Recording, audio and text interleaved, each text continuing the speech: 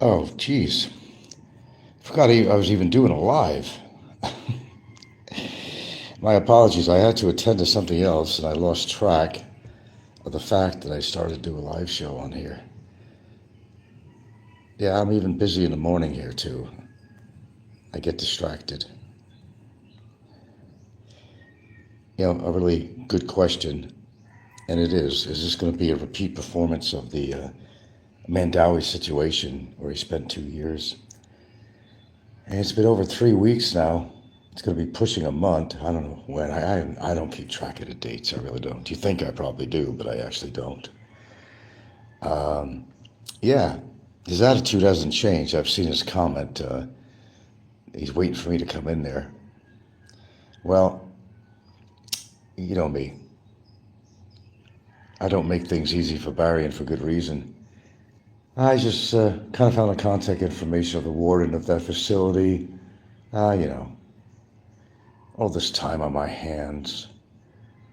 And gave him that recording of Barry, how he was knocking the Filipinos in the culture. Small dicks, worthless people, clean up trash, America's superiority on the Philippines. The whole bit. You get it. Yeah. So, get that to the warden, his trustees get it, whatever. He still doesn't shut his mouth, and he's in Bicutan, and he still doesn't shut his mouth, and he hasn't learned yet. Oh, he says he'd love to see me in there with him. No, I don't think he would. I really don't. I don't think he would. Let's just say that. Well, good morning anyway.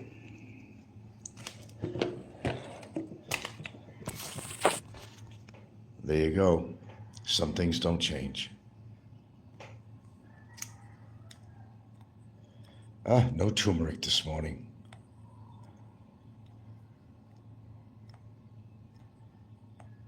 It's just a good old-fashioned cup of green tea. There's a point to all this that I'm making, and the point is that you would think he would learn from his experience of being incarcerated over in the Mandawi detention center, but he's still running his mouth from Bicutan, of all places. Bicutan, Taguig facility. With his threats of wait till you're in here in 2 weeks. Well, you see, I just don't think that's going to happen, Barry, to your dismay. But I've done my own prep work for you, sir, so that little recording of yours gets heard by the actual warden, the actual warden in that facility. Oh, you're probably saying, oh, that's pretty harsh, Frank. No, it's not harsh, because he's still doing the same shit. When he gets to use his phone, he's always leaving some foul comment or something on there. Apparently, he hasn't learned his lesson after all. So what? I'm supposed to feel sorry for him. Okay, how long will Barry be? What's the predictions? Well, okay, get the money, he can get out. That obviously doesn't seem to be happening because he's still there. And he wants everybody to know he's doing fine, he's doing well. Please don't forget me, people. I'll be out sometime. Yeah, he thought he was going to be out of Mandawi, but he was in there for about 2 years. But yeah, it does come down to money. It does come down to that. But, his living situation there, I'm sure it's not very pleasant. But, the wardens are very pro-Philippines. And the last thing they want is a detainee that's knocking the Filipino culture and personally attacking Filipinos, which he did. So I released that recording to the warden. I certainly did. Whether it winds up in the warden's hands, I can't tell you that. But I got the most direct information I could to reach the warden. Some people say, well, Frank, leave it alone, blah, blah, blah. Well, he's not leaving it alone. And he's basically making threats to me. So that's why I'm not leaving it alone. Because he's detained again in probably one of the worst places, or second worst in the Philippines that you can be detained. I know it's a detention center. Still, they're not good people in there. And it's not like he's not going to be in contact with Filipinos. He certainly will. So, word gets out. Word gets out. So he wants to continue running his mouth from now, Bicutan, of all places. Okay, that's fine.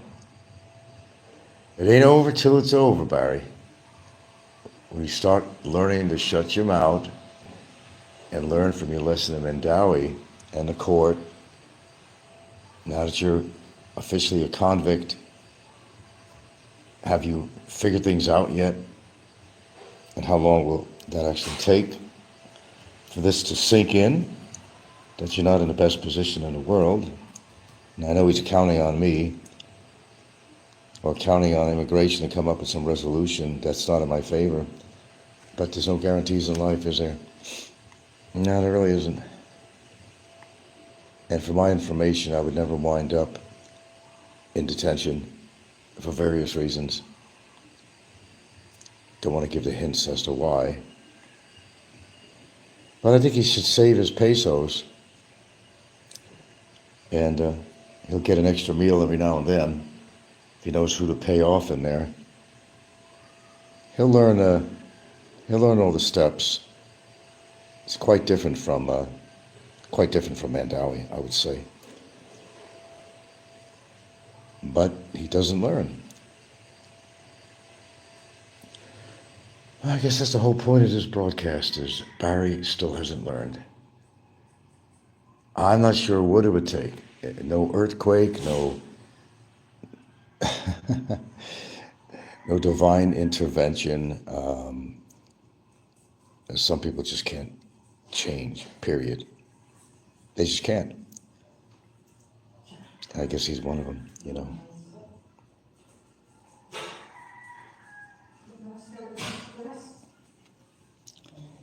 But he does manage to get a comment in here and there, usually on somebody else's channel. I've seen them all. I know them. No, he doesn't want me in there with him. That's his cockiness talking. He figures he's going to educate his fellow cellmates about me and tell tall tales again, when his lips are moving type situation, But I'm well ahead of him. It's called conditioning the other inmates and getting the information around about who he really is. It's amazing what you could do from afar, really. Just have the right contact information. See, here's the thing. If this guy had even learned even remotely a lesson, then I would say, all right, he'll serve his time and let him get out of there and all that stuff. But I'm not going to make it that easy on him. I have no reason to make it easy on him. And partially because of the fact that he's just still continuing, even from his jail cell in Bicutan. When he's allowed to use his phone, what does he do? He'll make a lame comment on somebody's comment section on their show. He's telling people, I'm fine, I'm doing okay, in case you care. No, I don't think anybody really cares. But when his lips are moving, no, he's not fine, not in Bicutan. Nobody's fine in Bicutan. I think everybody knows that. No, you're right. It would not be a place I'd want to be. You'd be absolutely correct on that. But I'm not overly concerned about that scenario. But he thinks he's going to prime up his inmates about me. If I wind up in there, I'm in big trouble. No, that's when his trouble first begins. Well, more so. Of course, I'll get to use my phone if I was in there. And I just might play that recording to those inmates that never heard it. And yes, there are Filipinos there. General population, there's Filipinos. Whether they segregate foreigners from the Filipinos is one thing. But there are lots of Filipinos in there. There you go. Not much more to say that I could say.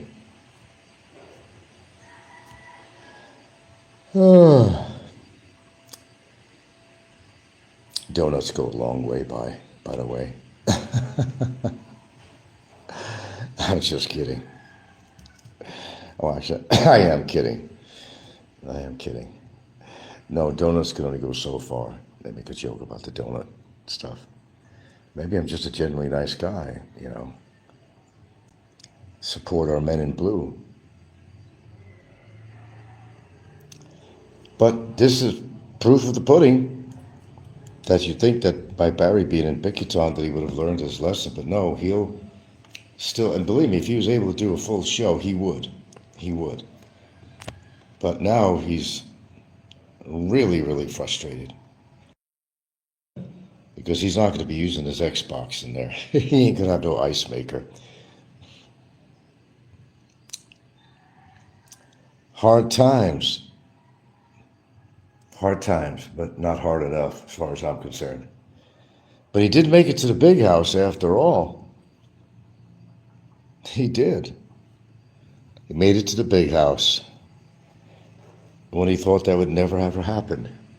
It couldn't happen to a better guy.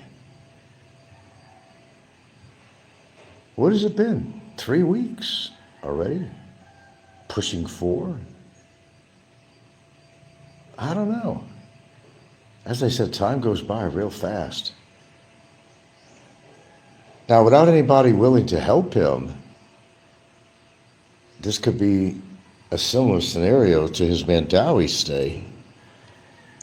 Now, I don't know what the regulations are as far as how long can they actually hold him there, you know, if he's not paying the court the penalty and paying restitution for me, paying off the immigration fees and fines, paying the rest of the money he owes to his lawyer. He's got quite a hill, excuse me, he's got quite a hill to climb, I would say. Velo. Is it true Frisbee will not be released until everything is paid? You, the court, well, I just said that.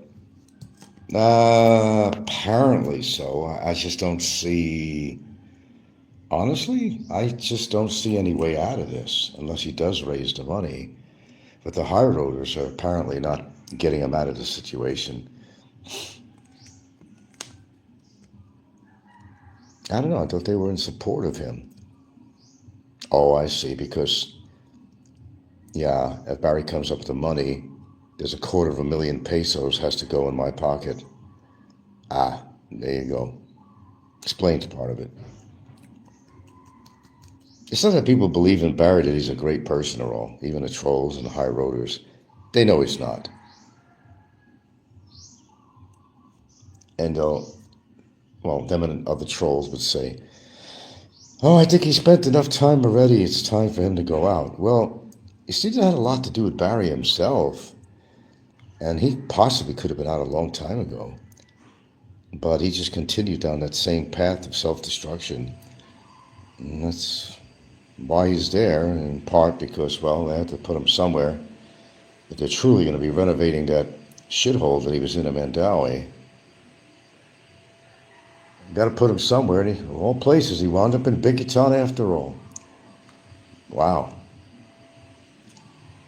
Karma is real. Well, yeah, basically, the Barry drama is pretty much over court-wise. Now you want to get on ethical issues, you want to get on other things and attitude problems. Yeah, the court case is over. That's why he's not been a prime target to trolls and a prime conversation on YouTube. But he'll always find a way to spark something up. Because the truth is, if he had full use of his phone, he would have some really scathing videos put on, lives, where he would be attacking me like you wouldn't believe, more so than ever. Probably more threats.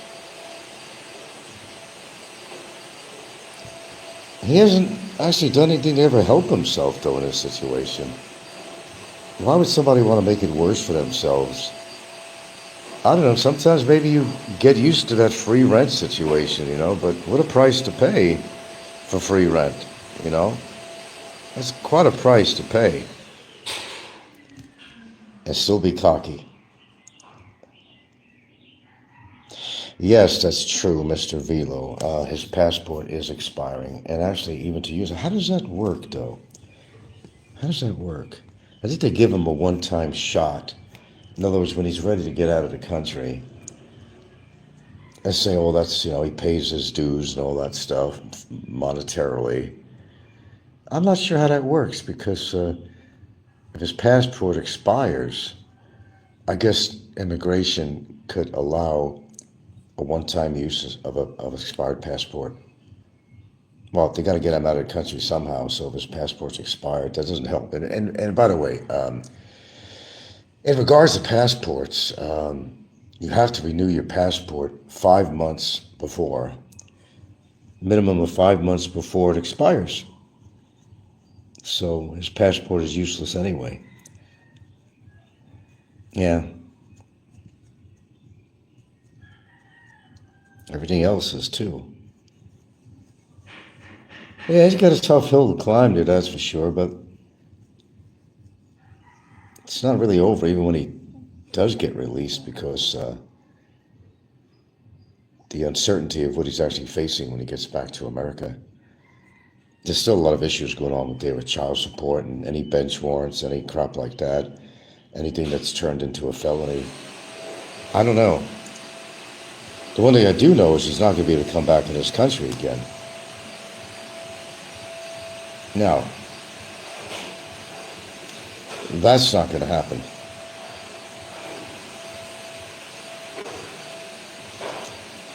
I was going to try to find his picture in a frame and I was going to auction it off with my signature.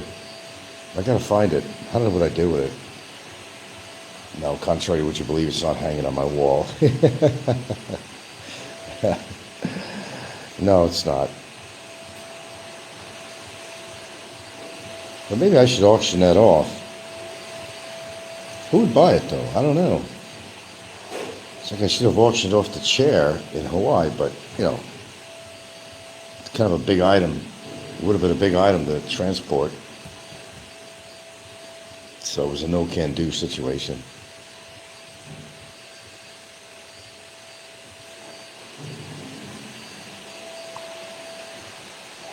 Seems his girlfriend's pretty busy running around Manila with her sister, not exactly producing any worthwhile shorts that have any sensibility or point to it at all, but, you know, Barry instructs her, since they're both tied to the account and he wants the AdSense and all that, just keep on making videos. I don't care what it is. It could be you snoring, it could be you cooking, it could be you just taking a bus or a train, pictures of an airplane she's taken to get to Manila or out of it or whatever. I mean, just boring shit. But by Barry's instruction, the little bit of AdSense he ever gets on his channel is really not worth the effort of having his girlfriend do these little 5-10 second shorts. Look at me, I'm on a train in Manila. See, that's an airplane I'm going to take. It's senseless. It's completely senseless. It's all senseless. I don't know what the message is supposed to be with all those little shorts he puts on. I have no idea. Don't make any sense to me. Like, look at me, I'm in Manila. What say you're in Manila? What does that mean? You're going to move in with your boyfriend? Ex-boyfriend, whatever you want to call him now, pseudo-boyfriend? I mean, what's the purpose of that? I don't see any purpose at all. But that's my thoughts.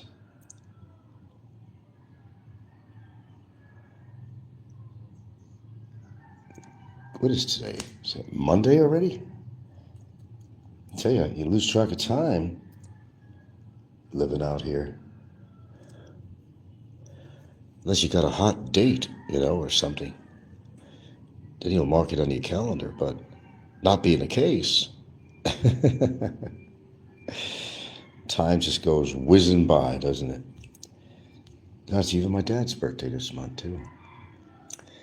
My birthday, my dad's birthday. Let's see, I think Brooke Shields' birthday.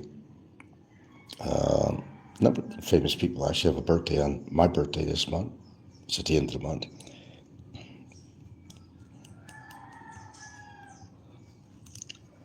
Another year. Oh, yeah. Another year. Another day, another dollar.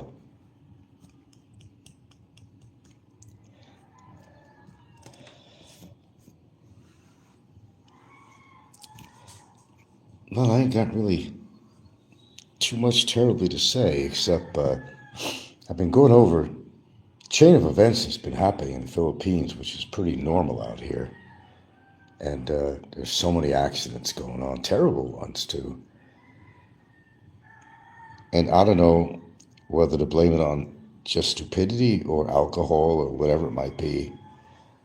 Always involving a vehicle of some sort, mowing down people, as what recently happened at the airport on Terminal 1, yesterday I believe it was, where someone in an SUV mowed down a couple of people. It was either a mother and child or a Lola. La la la la Lola. Yeah, well, not funny. I'm not sure if they died or something. 5-year-old was involved, and I don't know, there was a scene of a guy that the police were holding, and I don't know if it was the guy who actually mowed them down, or could it be the father or husband of the two people that died?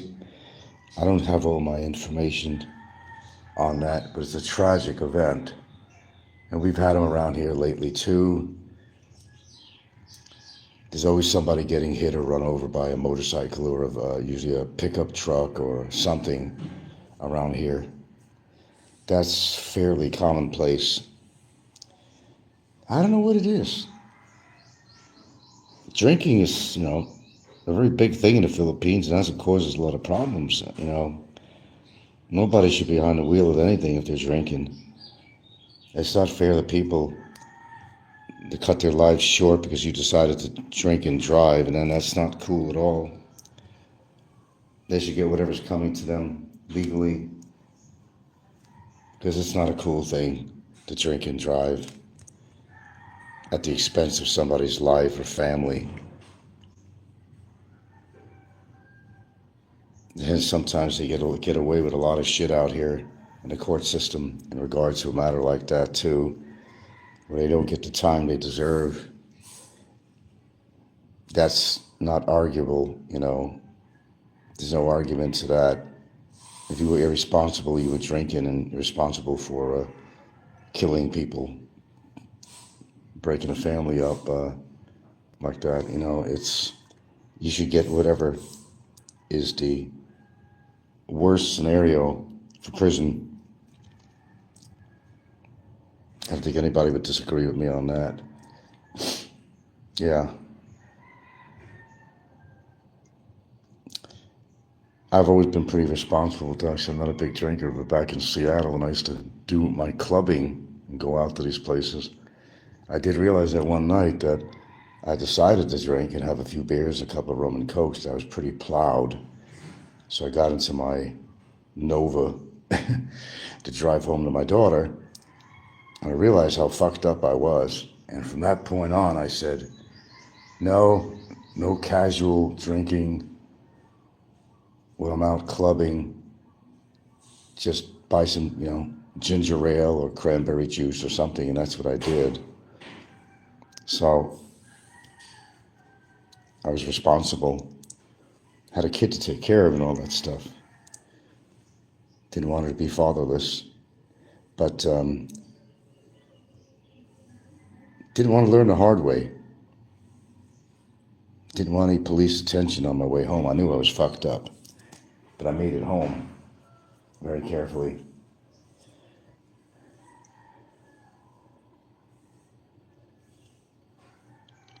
I don't know what it is out here. Well, people drink for different reasons out here to hide their pain, their poverty.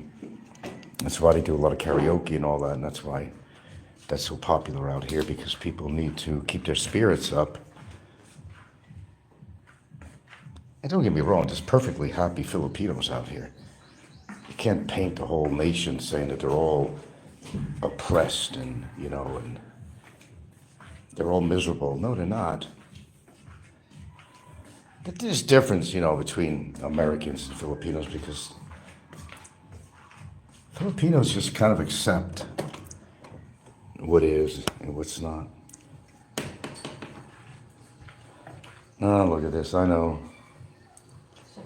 Those little ants are fast, too. Well, the ants sprayed over there. Now you're spreading the poison all over the floor. We're going to have to mop. Just to let you know. God, I cannot believe it. What comes out in one sweep of a broom here sometimes. I'm always talking about ants because they're very prevalent out here. And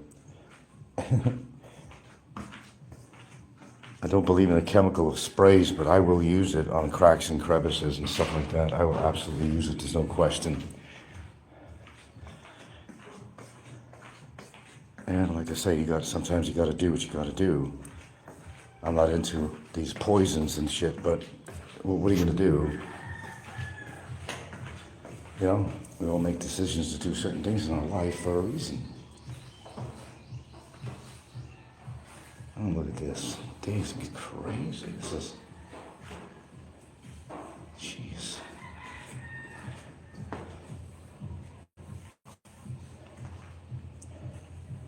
And on top of that, the dogs are going through a little shedding phase again. So we're getting a lot more fur on the floors. Told you, it's a lot of maintenance. Well, of course, especially if you have dogs, and my dogs are not really what you call, leave outdoor type dogs. They spend, I say, the majority of their time indoors by choice. I always leave the door open to let them out, let them take care of their business, go bark at somebody or whatever. They got freedom, but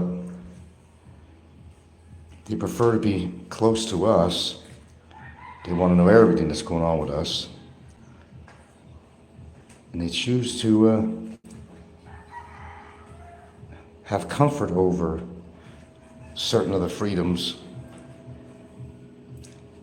They're not the type of dogs that you can walk, and we've tried that. They refuse to have a collar on them. They refuse to have a leash on them. And I'm not going to beat them into submission, like some people would, to make them abide. I'm just not going to do that. Yeah, take a look. A couple of sweeps, right? Yeah. So we vacuum, mop, sweep, vacuum, mop, every single day, all the rooms. Part of it if you got animals, and that's part of the responsibility if you have animals. They come in from the outside, from the soil, from plants. They come from all over.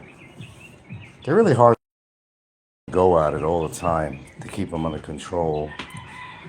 God, I've been talking about ants on my show for years. haven't I? It just goes to show you you're dealing with Mother Nature out here. And nature always wins, generally. And we all eventually succumb to nature.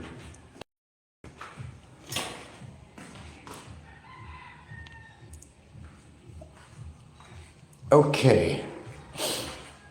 I decided what I'm going to have for breakfast here, but there isn't much dialogue on here. I don't see any reason to stay on here, except to say, and if Barry was listening to this, or his girlfriend, you do the same thing over again, Barry. You know, maybe, in a strange, bizarro world way. Well, you see, there's benefits to what's happening to him, and a lot of people don't realize that. That he is saving, and he shouldn't even be getting it because he's in jail. And I'm not totally sure what security is doing about his check, but he shouldn't be receiving it while he's been incarcerated. Now, let's assume, of course, that he is getting his money all this time, which he has. This is like a forced savings account for him. Because, Barry can't hold on to money, obviously. He's going to drink it, smoke it, whatever. And this is a kind of a forced bank account. Forced savings. He's got money in the bank. Of course he has. When he was in Mandawi, how do you think he was ordering all this grab food and all that stuff? You got it from his Social Security. So the whole purpose is to make everybody feel sorry for you and you got no money, and hopefully you'll get some donations, while he was doing his shows, and add to his little pot of gold that he's been saving for when he actually gets released to go back to America, so he has enough money to give himself a start. But even that's questionable because, I don't know, his entry into the United States could be met with adversity from the government for bench warrants and whatever he has against him. The child support would be a felony at this point. So I guess the journey for Barry Lee Jordan is not really over. The gift that keeps on giving is him being himself. Can't say it better than that. Okay, people are not in a very conversive, as Barry likes to say, conversate. Nobody wants to conversate this morning. But I thought I'd put on this little ditty on there, and just kind of fall back on, well, the fact that he's still, even though it's just a little note now and then, he's still communicating from his jail cell when he has use of the phone. Apparently he hasn't learned that he's threatening me from Bicutan, of all places. That's the worst mistake he could do. I get around, folks. I get around. That's why I wrote a letter to the warden of the facility. And you will see about his privileges in there. Why? Because he can't shut his mouth. Not even in Bicutan. Is that not amazing or what?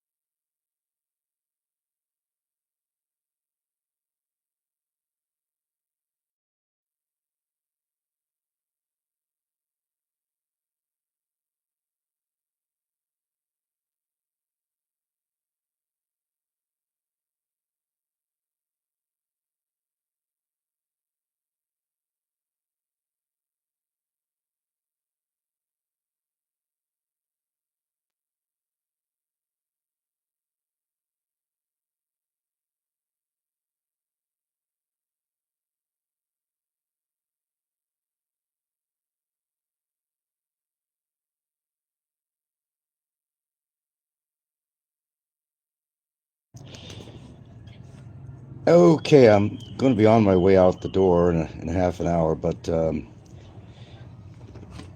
I wanted to include this little talk this morning about self-created paths of destruction. No, we're not talking about Barry Lee Jordan and all that stuff. And one of the biggest things I'm finding out, me and my lady were listening to, I never heard who this vlogger is, has either a Filipino name or something, but he was interviewing, well, an expat. And the expat is this 79-year-old gentleman from U.S., although he has an accent, so some kind of European background or something. And this is the biggest mistake that happens every single time out here. You know, like choosing the wrong Filipino. Now, he had a relationship for about, I don't know how many years, but I guess the first 4 were pretty good.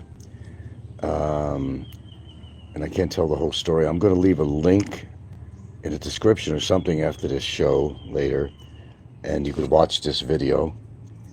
As I don't even remember the name of the channel, never heard this guy, and I think it's a Filipino guy that's interviewing an expat.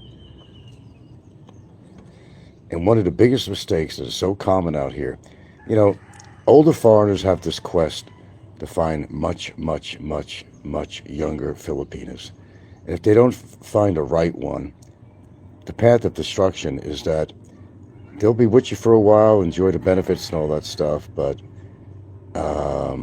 gets to a point where, well, property has been bought very early in a relationship, and the Filipino will find ways to, you know, kind of break the relationship up. You know that property out here has to go under a Filipino's name. And a lot of guys, they notice getting into it, but they build up such a trust system where they figure that's never going to happen. Well, it did happen with this guy. He's from California, actually. And he made the mistake of finding the wrong Filipina. Well, she took him for the house and everything, even kicked him out. Kicked him out. He wasn't smart enough to get like a 25-year lease. Okay, and that would have solved a lot of the problems. But everybody's so caught up in this age shit. They get too spoiled. They want the youngest Filipina they can find. It's not reality. It's, you know, living the dream. You got older, and there's no way that you could become a young man anymore. It's just not possible. And they look at it this way. Well, you know, I hear this all the time, you know. They think that they can relive their youth by getting together with a very young Filipina. But then, you know, you got to consider she's still young. And if scamming a guy is on her mind, she knows exactly what she's going to do. She's either going to wait for the guy to die or just take advantage of him while he's still alive. Get the house built, get the house built, get the house built, and any other amenities. And a lot of expats fall for that because they met the wrong Filipina. Then you hear them on shows doing interviews on how they got scammed by a Filipina. Well, what do you expect when you get together with the wrong Filipina? Yeah, they got to survive too, but is it rightful what they do? No, it's not right what they do. It's very wrong. And I think this guy used to have a business. I don't get the idea that this guy is like exactly broke or something. I'm not getting the feeling that he is. But as I said, later on I'll put a link in the description. You could watch this interview and have this guy tell his story on an interview. And I hear this so many times since I've been on YouTube. I can't even count how many times foreigners are truly getting scammed. Just putting trust into somebody that they thought were trustworthy. I got over 9 to 9.5 years behind me with my Filipina. And remember, I bought my house 6 years into the relationship. I just wanted to be sure. I always leave a 1% of doubt. That's my rules. Anyway, it worked out well for me, but unfortunately, for a lot, and I do mean a lot, we're talking thousands of foreigners that come here and they want all that young stuff. Look, it's no sensibility. You got a 50-year age gap thing. No, we're not going to, be emphasizing the age gap, but we're just going to talk about it. I don't have much time to talk here. I got a couple of things I got to do. Got to go into the next town. They get caught up in this crap. I don't know why they're so gullible. But then a lot of Filipinos do a fantastic job of conning and scamming an expat, making them believe this and believe that and believe this. And they fall. They're really stupid and they fall for it. A lot of times Filipinos will meet an older guy hoping he's going to die, and you'll be able to collect whatever he has, leave everything to you, in many cases. Or they somehow convinced the guy to build a house. Now in my situation, she was happy renting. She didn't care about having a house. She never asked me to buy a house. That's something I did on my own accord. That's history. But in many cases, in too many cases, you're hearing the same story over and over again. And you're making yourself think, I don't know, if these guys were intelligent enough to run their own business or corporation or whatever they had, you would think they would have the intelligence, business savvy to understand from having clients before, perhaps, that didn't turn out to be good clients that tried to scam you. But it seems that they have this soft spot for women. The women get to your heart and emotions, and you fall for it hook, line, and sinker. Too many cases, just much too many. They're very disturbing, extremely disturbing. But, there's a lot of women that are looking for the guy with the fat wallet. Oh, that doesn't happen. It unfortunately happens all the time. He becomes the powerhouse with his wallet. And he likes being in control of the Filipinos with his wallet. What a waste of time, really, when life is so short. Because they're also scamming the Filipinos, too. The guys with the big money. They're scamming the Filipinos. And the Filipinos don't know it. They become indentured servants sometimes. But I hear these stories over and over again. I found this thing accidentally this morning, so I had to listen to it. So I was having my tea with the lovely Gilda. We listened to a good portion of the show over some tea and coffee, and I wasn't surprised what I heard at all. There was no surprise to me. And how all these foreigners fall for this shit, I just don't understand. You think they have some intellect, they can run a business, they can do the math. But they can't do the math with the women, apparently. You would think, wouldn't you? But it happens to so many. It's so commonplace out here. But, it's not just the Philippines, Certainly Thailand, a lot of that goes on. But it goes on all over the world. But Southeast Asia, yeah, it's very prominent out here. It happens all the time. You see yourself getting older. You don't want to be alone. And some people are forced to be alone because their personality and something about them just is not going to find them a true Filipina that's going to fall for him. When maybe he has some ill intent himself. He wants basically a blow-up doll that he could blow up when he wants and fuck when he wants and whatever. You're going to listen to me because I got the money, I got the wallet.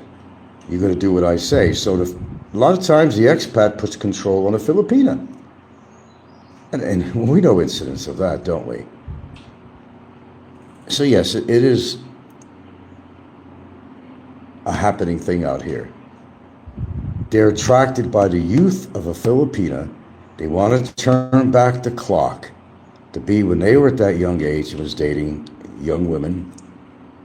But what they don't understand is the mechanics of everything. They don't understand fully how a Filipina can convince you everything she wants to convince you of.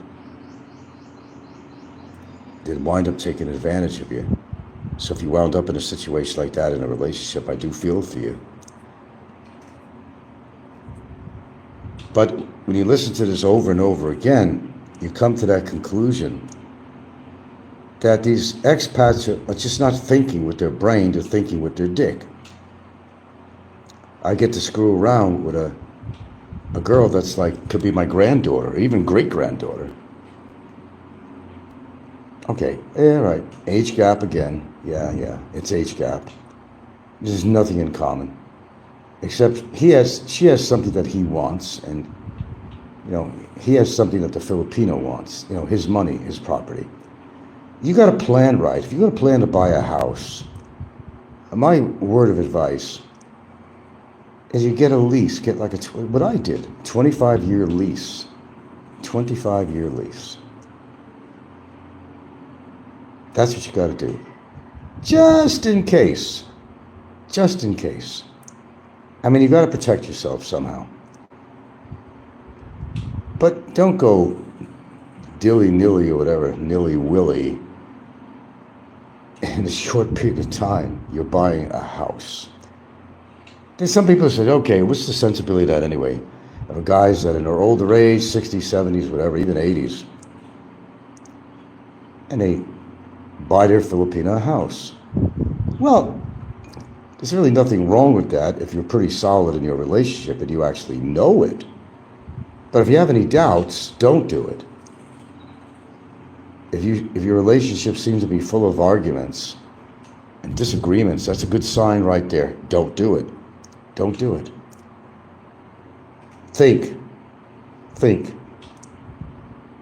But is it a bad idea to buy your Filipino? You happen to love her and you know she loves you and you want to do something nice for her future? Yeah, there's nothing wrong with that. As I said, you can't take it with you. And if you have nobody else to give it to, well, give it to somebody who's been nothing but a caring, loving person to you. Of someone you could actually trust. They exist. Good Filipinos exist, and I always hate hearing shows where they're defining all Filipinos as scammers. They're not all scammers. You just met the wrong ones. Yeah, a lot of them are living in poverty out here, and they want to step up. Everybody wants to step up. I don't care how good or bad the Philippines. Everybody wants to step up a little bit. Why not? You've been living your whole life in a family that really, in some cases, in many cases, don't have any ways of stepping up in society. To live in a nicer house, to have more food, to have nice surroundings, nice belongings. In many ways, you can't blame a Filipina because they've seen where their parents went and they've seen all the struggles of their parents, and they just don't want to be left in that position. I understand that. I completely understand that. But there's a big difference between a Filipino that just wants to step up a little bit and live a good life, but there has to be love and emotion in there. It's not worth it, no matter how young and beautiful she might be. I found that out once, you know, and things turned out for the best. When I had a relationship with somebody, I thought that was extraordinarily cute, beautiful actually. But there were underlying reasons that she would be with me. And we all have to learn from our own mistakes, and that's a key statement right there, learning from your mistakes in the past. Hello, Mr. Ice Store. I ain't got too much time because I got a few out-of-town chores I got to do here. But to blame or to stereotype all Filipinos as being scammers is wrong, because they're not all. But I was listening to it, and I don't know. I'll link up this after I'll keep this live stream on. Well, I won't erase it, and I will put in the description a link to this. I guess it's a local dude interviewing this foreigner. He asked permission for him to allow him to put on a show. Everything done the right way, and then this foreigner gave his own story. And you hear it all the time. This is not new stuff, okay? You hear it all the time. It's a shame that this happens. It really is. I understand where your youth is gone. And in America or Great Britain or whatever, wherever you may be in Western culture, that you know that the only thing you're going to find is maybe somebody your own age. And that's normal. But see, the thing is, once you get the taste of the Philippines, and you see how easy it is to get together with a Filipino who's drastically younger than you. You know, it's almost unholy, if I should use that word, unholy. And boy, I could tell you about the Pope's history, all these people, on another subject, and how they were certainly aware of extraterrestrials and what was found at the Vatican. Anyway, that's another story you might find interesting sometime. Lots you don't know that's going on in life, and there's lots you don't know about your Filipina. Think wisely, plan wisely, like I have. Sure, you come to the Philippines and you see you get all these young women. Well, not everybody gets all the women, like, I'm not going to mention names. People chasing their tail all the time, and it's just not even scoring, and they got to buy their dates, which is sad to begin with right there, quite honestly. But you find it easy, to get the attention of a young Filipina. And you're not thinking, because the truth is, and I talk about loneliness all the time, because that's what I see with most of these people. They're extraordinarily lonely. And they get into a situation where they're so vulnerable. They're so naive about, the true heart of the Filipina that they happen to be hanging with. Then they develop emotion. That's the bad point. They develop emotion. That's when she's got you. And that's what that type of Filipino is trying to do. Get you to the point you have emotion involved, and she's got you.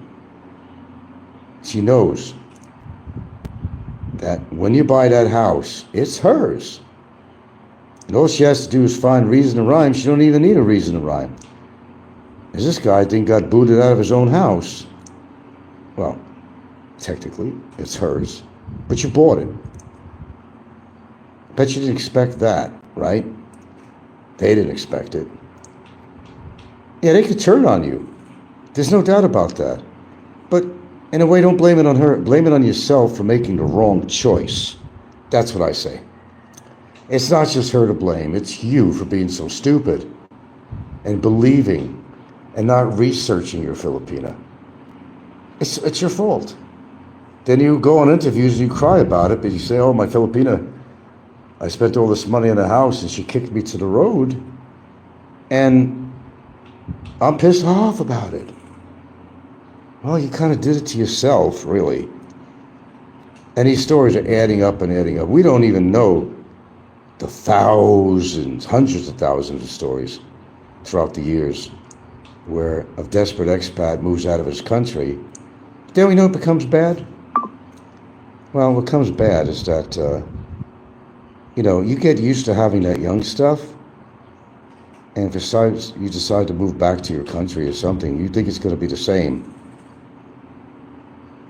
You're an older guy, and you're still looking for younger women, but it's a fallacy. I mean, it's not real. It's not going to happen. That happened to me when I spent a year back in Hawaii or so. Actually, 14 months, I guess. I wasn't looking for women. I wasn't looking for women at all, because I had one. But you still go back to that train of thought that any woman that you come across out there, you think she's looking at you like you're an attractive man, you're a customer or something. No, she's not. She's looking at you as what you are, as an old man. And if you weren't in a relationship, and you went back to your country, and you got spoiled by the Philippines and what was available at a younger age, you just fucked it up for yourself when you go back to your own country, because you're not going to want, and Steve Montelli, I quote every now and again, why do I want a woman with diabetic fat ankles, swollen ankles, and blue hair, gray hair, whatever?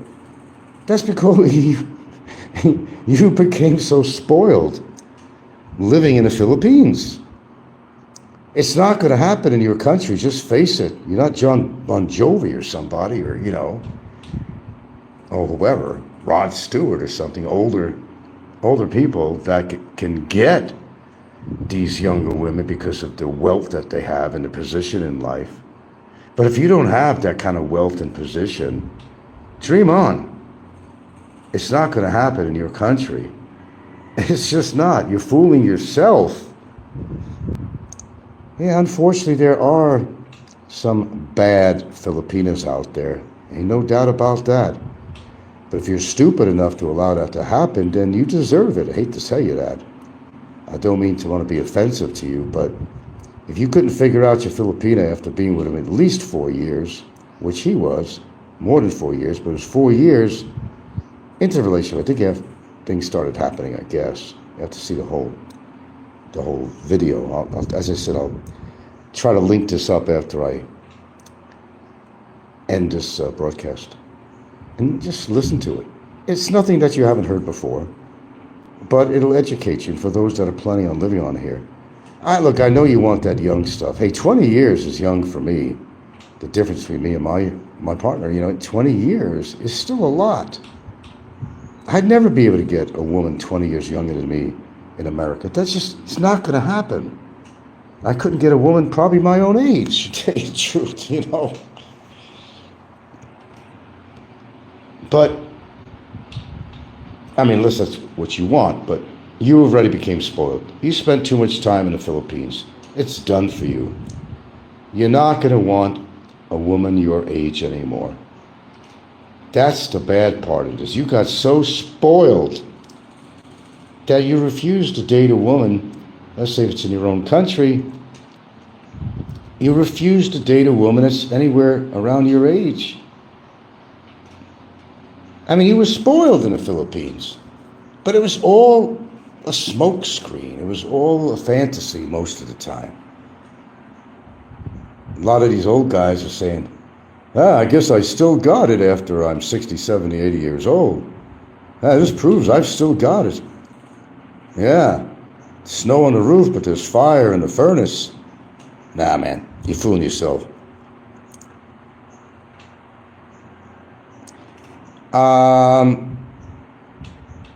I actually didn't get to see the whole video, but afterwards I'll put a link on here, I promise. I'm only going to be on here a couple of more minutes. I got to get dressed and so forth, but 1.5, that could be the same story, I don't know. It was from an obscure channel.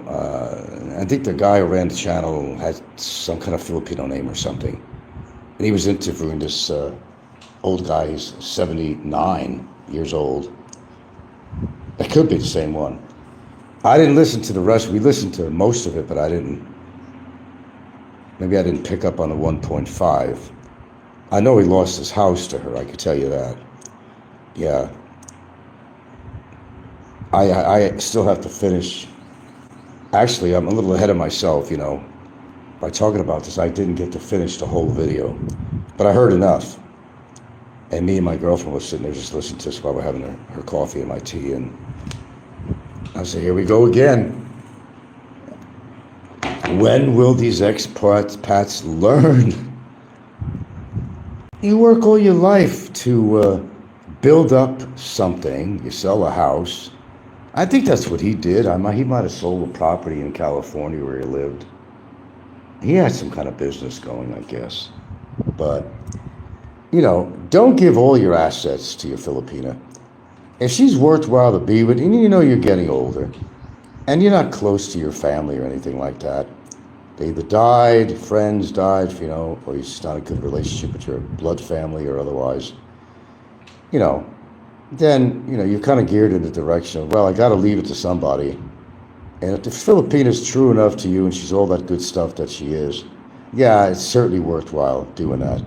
If she's helped you out a lot, she's been your lover, your caretaker, your friend, your partner, your confidant, oh, absolutely, I have no problem with that. And I did that. And I have no regrets about it, and I never will. Unfortunately for others, they made that huge mistake. Then, there are stories of foreigners that made that mistake and had to pay for it dearly, but then made the mistake over and over again. Who was that guy who used to come on Big Kevin's show from Belgium? This guy was a real trip. And he had that girlfriend. He'd send her jewelry and all that stuff. He never even spent much time with her in the Philippines. And anyway, he was from Belgium. And this guy was just putting out so much money and jewelry and all this shit on a Filipina. And she took him for a lot of money. Then he went back and whatever, I don't know. I think the same thing happened over again. He's from Belgium. Oh, BK. You knew that right away, didn't you? Well, when I said Belgium, you don't hear many people from Belgium on here. Yeah, BK. I don't know. I don't know. I don't follow this guy. I guess he's with a woman now he's been with for a while. I don't even know if that's true. I really don't. Some people I just don't follow on here. BK, even his voice, something about him, I just couldn't follow his show. Or when he made comments on Big Kevin's and all that, came on, live streams and stuff. I just couldn't stand listening to him. I don't know, any accent and I couldn't feel sorry for him because, this is a guy that was extraordinarily desperate to find a woman, any woman, Filipino or not. And he was actually very desperate to find one. And then, it's like, giving cats food, which I do all the time out here, leftovers, and they're going to come back for more. They smell your food, you're going to be meowing all the time, going into a feverish frenzy, letting you know, hey, I smell your food, man. I got to have some of that food. At dinner time, they smell it, they got good senses. So do Filipinos. But yeah, VK. Oh yeah. Wow. That's another case. A familiar name. Oh, the woman he has now? He's still sending money. Well, I don't understand. How old is BK? Does he plan in the Philippines? What do you mean he's still sending money? Okay, so let me get it straight. He's got this woman now. He's always stoned? Really? To his credit, his woman is mature in her 50s.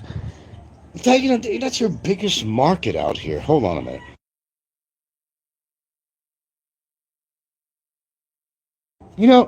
These expats, they get so spoiled. Your best market is a mature woman out here. Everybody wants the youngest they can get, and it never works out. People of that age, 40s, 50s, whatever, it's an unexplored market because the expats don't want anybody. They get so spoiled that they call a woman who's 50 years old, they call them old. But yet they're like 20, 25, 30, 35 years older than the woman in many cases. He just turned 60.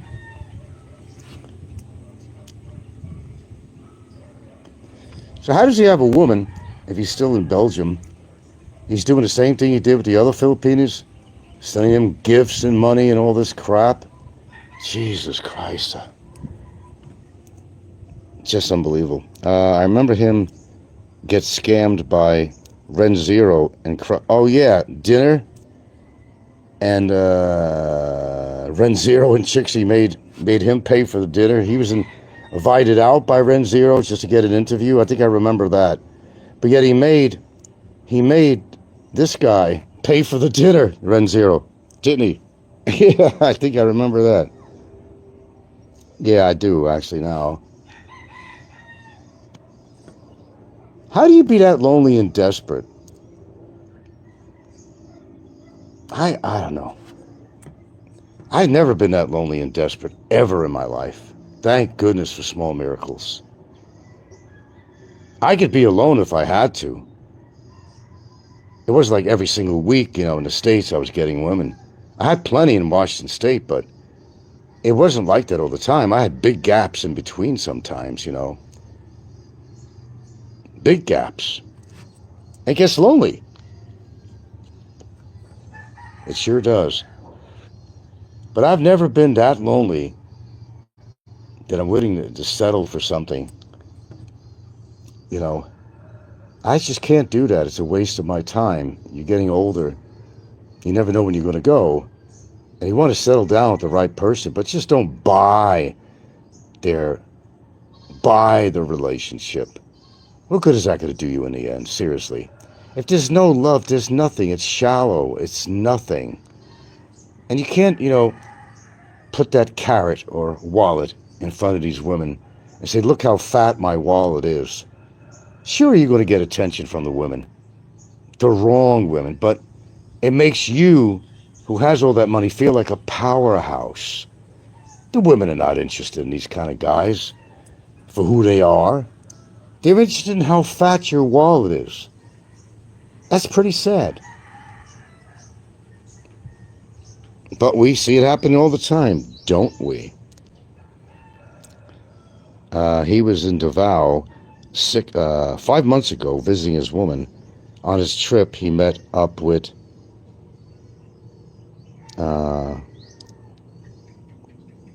he met up with Joey Focus. Wonder how he's doing. Yeah, I remember the days when Barry was trying to hit on his wife and his daughter and took advantage of all his booze and food and everything until Joey decided to oust Barry out of there. Good old Barry. He's got to come up somewhere, right?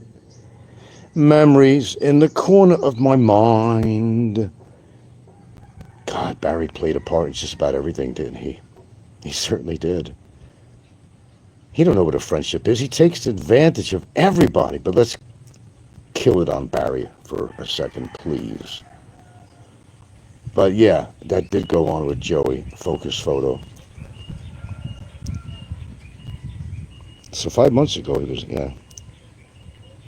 And when does this guy plan on, what does he do for a living anyway? And when is he planning on actually living in the Philippines? Same shit's going to happen. Because these guys are what I call repeat offenders. Or repeat idiots, actually. They make this mistake over and over again. They don't learn, just like the other guy that don't learn that I was just talking about. They don't learn. And they get fucked over, and they wonder why, because they're so stupid, they're so gullible. They're so desperate to have a woman in their life.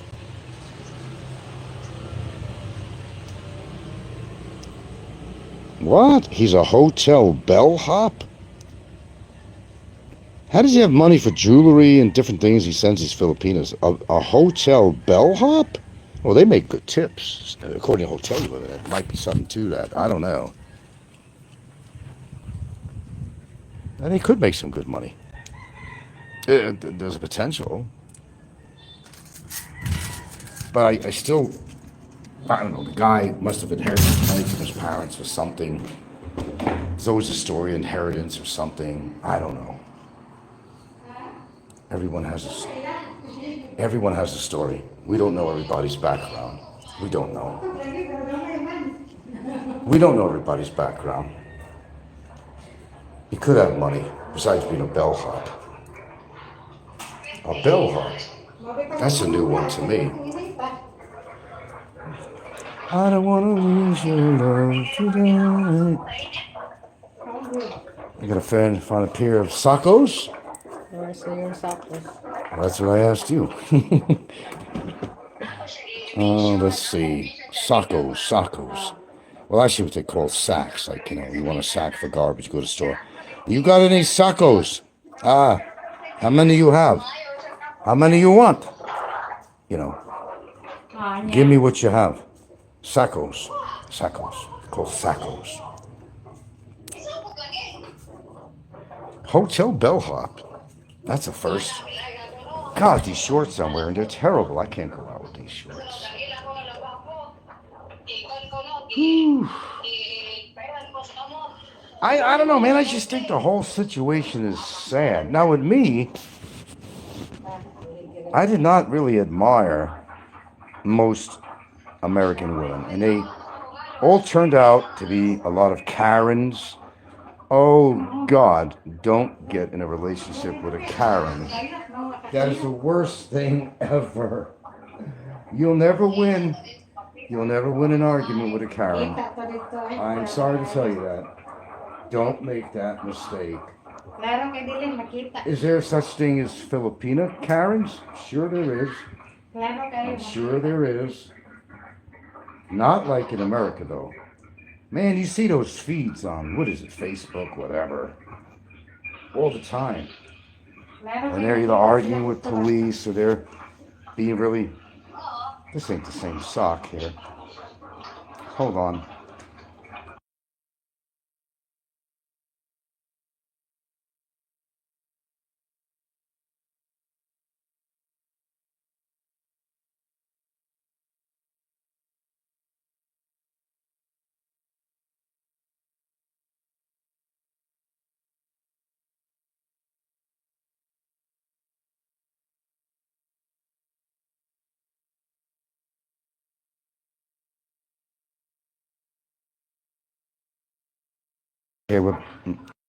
Okay, we're back. A Filipina Karen is called a... Let me read this. A maritus? You ever hear of a maritus? Marites is a chismis. Maritus is chismis, is what that is. You might be confusing. Maritus. Yeah. I can't imagine anything worse than that. You want marites or? No, I don't want a maritus. Where's the socks you just gave me? Am I going crazy? I just had it in my hands. Oh, you covered it with your clothes. Okay. But that is the worst thing you could ever have. You can't live with that. Magmarites ka na siya. But I will tell you something, even in Hawaii, I've seen it in action. You don't want to get a local, and I say local woman, and I don't always say Hawaiian because, you know, most of them have some Hawaiian heritage, but they have very little bit of lineage of Hawaiian. There's been so much intermixture, but I've seen at a war action. Now, apparently, this local woman, shall I say, big bruiser, by the way, they are, walking across the parking lot to go enter Walmart, and this mainlander woman, you know, was in the car and was not really slowing down, so, you know, the local lady got quite pissed off. And she didn't stop harassing this woman in the car, yelling at her, oh yeah, you could have hurt my kids, you could have, blah, blah, blah. Yeah, okay, I understand that. But then, you know, the woman parks her car, and this local woman is still going at her, man. Still going at her. Hello, girls. Hello, babies. Is still going at her. Big time. Big time. And follows her all the way into the store. And she's giving her shit all the way in the fucking store. They will get, let me tell you, local Hawaiian women, they will get in your face. They're worse than the guys.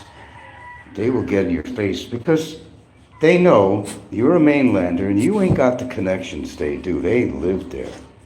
They have 1,000, like a lot of Filipinos, they got 1,000 cousins, 1,000 brothers and aunts and uncles and all that shit. You're in their turf, and that's the way they look at it. And they say it too. They'll say it in so many words. You know, you're in my turf. Don't fuck with me. I'm a descendant of King Kamehameha. Well, they all are. if you got Hawaiian blood. The reign of the Kamehameha kingship goes back hundreds of years, you know. And this guy screwed everybody. So the lineage, you know, to King Kamehameha, it just goes back a long time.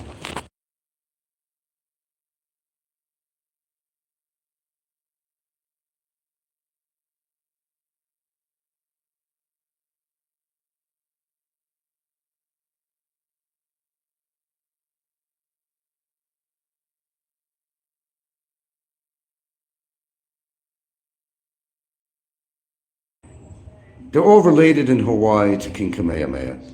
Honestly, an attitude, and I've seen it, and I just gave a story. I hope the mic was still on. I don't want to repeat it. But I've witnessed things like this all the time. Oh yeah, she knows a few out here. Marites, yeah. To live here is to know, to be in the know. You know? But these sad sack stories that I hear all the time, it should be so unnecessary that you can't think for yourself. Look, you always got to have, and I say it all the time, 1%, that's all you need, 1% doubt on no matter who you're with. And for a long time, I still always possessed that 1% doubt, even in my relationship I have now. Until it got to the point, after the first few years, that I no longer needed to have. I made my own assessment, and it turned out to be correct and righteous and all that, and all good. But to do things out of loneliness, that's where you make your wrong decisions or bad decisions. And you know what? That's your fault. And you could blame the Filipina for, well, pal, you allowed her to. Hate to tell you this. Tfasio and Don C are Marites. So don't complain if certain things didn't go your way with your Filipina. Stop being that freaking desperate. Look. I understand, man, you're getting older and you're afraid of being alone. I think a lot of us feel that. You know, I never want to be alone in my declining and reclining years. Hell no, that's just not for me. Okay. That's not for me. I would never let that happen. It's a tough place to live to begin with, as we discussed on a lot of my shows. But you don't want to be alone in this country. And that's why a lot of these expats go out of their way. We wrote your prescription. I got it. Okay, so. And they too commonly make these mistakes. How much I get? Look, loneliness is one thing, but, and I don't care really who you are. Hi. How much I bring? I don't know, bring about 5,000, I don't know. Yeah, bring about 5,000. Give me a few minutes. I'm going to finish up a show here, then we'll get out of here. I'm just glad I didn't make that mistake, but I made them. But I came to a conclusion well before any damage was really done on some earlier relationships with the Filipinos that I had in my early stages of being associated in any form or way with the Philippines. So, you know, things sometimes they work out for the, you know. For me, in picking a Filipina, I want the looks and above average IQ. Well, looks do help, I'll tell you that. It doesn't hurt. So I'll tell you, I don't know, some of these YouTubers got the ugliest girlfriends and wives I've ever seen. Just horribly ugly. And I don't mean to be mean. That's just an observation, and it's my personal preference, what you might find to be attractive, what they might find to be attractive. I get to see one Filipino on any popular show, anything on here, that I would say, wow, that is a keeper. No, I have never seen yet. Some obscure channels, yeah. Obscure meaning something I don't listen to a lot. You know, there's some dudes that have a fairly attractive Filipinos on here, but most of them I've seen, not all, but most of them, it's like, what the hell, dude, you know? Buck cheat, whatever, you know, and I mean real buck cheat, you know. A disposition that kind of like, why would you be with her? Why? Give me a fucking reason. If she don't have money, if she doesn't, whatever, don't have good looks, but yet you have all the big bucks. But the whole idea, analogy behind this, if you got all the big bucks, you should be able to choose to get whatever you want. You'll find a very attractive Filipino out here if you got big bucks. If that's what you want. If you want to attract them because of your money, it's extraordinarily shallow. My opinion. Anyway, I'll give it a couple more minutes. Yeah, but what I've seen so far, maybe only a few cases I've ever seen any of these guys, Filipinos, that look what I would call attractive by any man's standards of, seeing their pictures or videos or anything like that. I haven't seen many. I've seen a few I thought were pretty decent. But all in all, even the most popular vloggers on here that have ever showed their girlfriends or women or whatever, I have not found any one of them attractive. That goes all the way down the line. They're either too skinny, look like a skeleton, or they're not very attractive in the face, or a combination of both. Or they were just too out there to be on camera. Like, look at me, I'm a beautiful Filipina. Well, in your own eyes, and maybe your partner's eyes, you are, but maybe not to everybody else's eyes. It's in the eyes of the beholder. That's what it comes down to, really. I'm not going to name names, but I've seen some popular vloggers on here with their wives or girlfriends or whatever they are. They're not attractive at all, in any fucking form or way. And then you're thinking, wait a minute, you got the big money. What are you doing with that woman? If money is your power tool, can't you get better than that? I can say this with complete honesty. If that applies to anyone it's just by coincidence. But I've not seen anyone that blows me off my chair and like, wow, fucking A, man, where'd he find her? No, I have not seen that out here. Not yet. And if I find one, I'll let you know. But I have not personally seen it. Not so far. There's some really nice gals out there. I think some of these foreigners hooked up with some really nice women, no matter what they look like. Well, the thing is, looks is not everything, but if you're trying to empower yourself as an expat, flaunting your money around and all that stuff, you would think you'd have the power to find a... Why not go for the gusto? If you got the bucks, go for the gusto, man. Don't settle.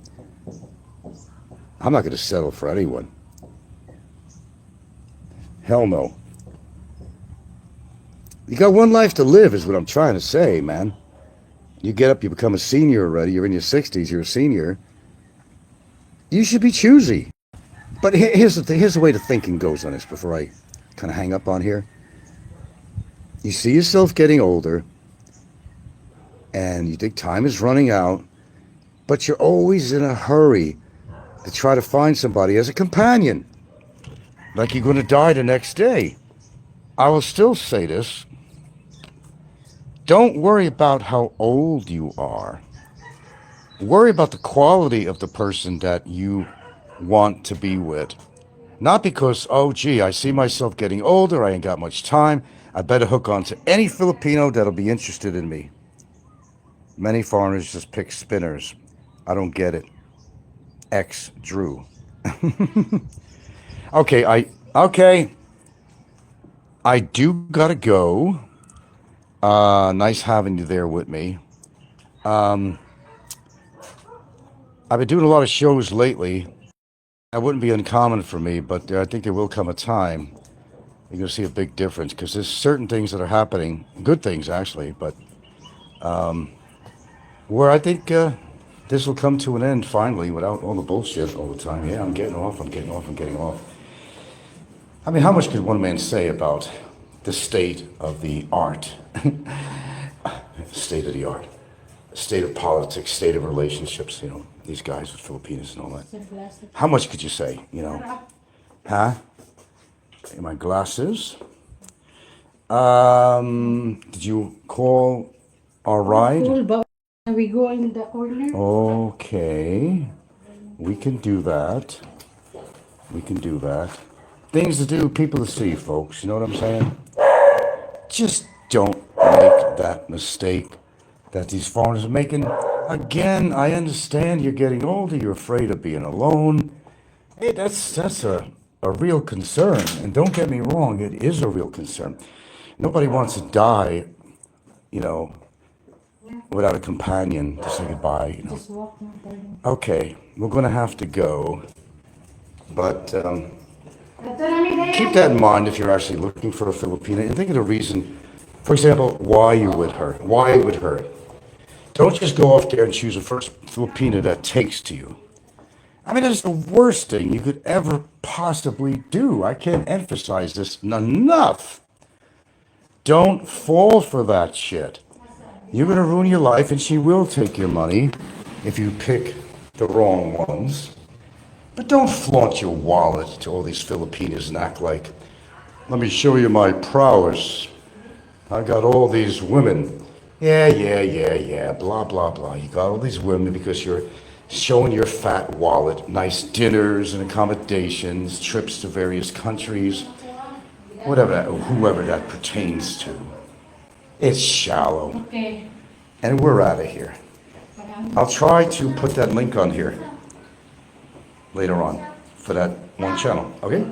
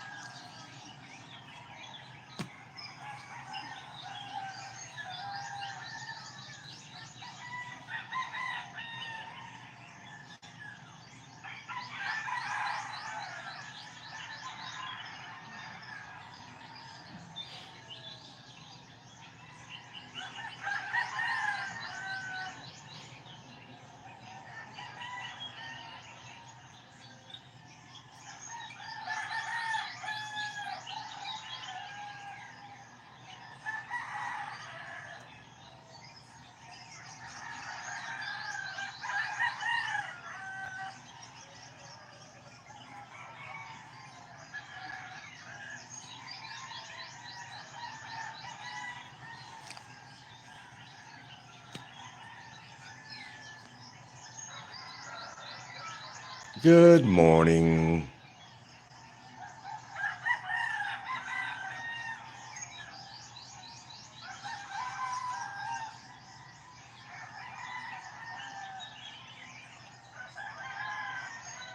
Good morning, good morning, good morning.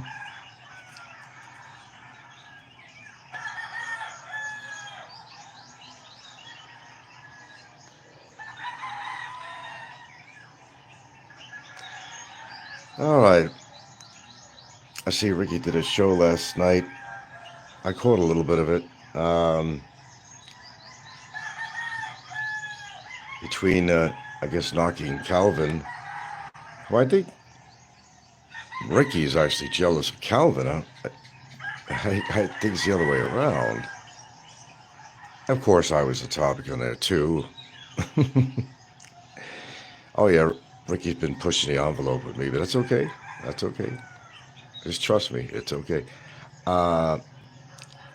Ricky's foundation of his show, part of it was that the women are gone. The women are gone in the Philippines. That's so far from the truth. For foreigners, you know. No. They're gone for him. They're gone for him. Well, the reality is that it got played out for Ricky. It's not that all these young studs are coming in and are taking all the women away from us older guys. That's so far from the truth. There's nothing that's actually changed in the Philippines. Just that Ricky's ability to find any more pay for dates. And that's all it really comes down to. As time goes by, the guy gets uglier and uglier. And ugly just is not just external. But keep that in mind. But no, the women still here, nothing has changed. And you're still getting a big influx of expats that are coming here, yes. He's claiming that all the hot spots used to be Mexico and all these other areas. Well, you know, visas and different things might have something to do with that. Government restrictions and so forth. But Philippines hasn't changed. I mean, there's still the same amount of women, same thought process regarding foreigners that come into this country. Nothing's changed. It's just that Pig Nose is who he is. Getting fatter and fatter, and his horrible attitude. Of course he's not going to get any women out here.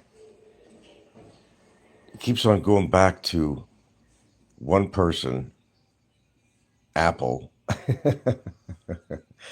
like the phony border. He always resorts back to her. Because when all fails, try to get back with Apple. I don't know if you notice a pattern here. Now, because of Pig Nose, his inability these days to secure any pay-for dates, he basically is making up a lame excuse that, oh, it's just not happening anymore here in the Philippines, or it's Pattaya or whatever. Well, maybe it's not the women. Maybe it's Pig Nose. Maybe it's him himself. Women who are very adventurous and have a goal of finding a foreigner that's willing to unleash some money for a date. Maybe they're just getting a little pickier. Not all women are going to date foreigners simply because they can make a couple of bucks for the night to hang around with them. Eye candy and all that typical shit that Pig Nose likes to just display.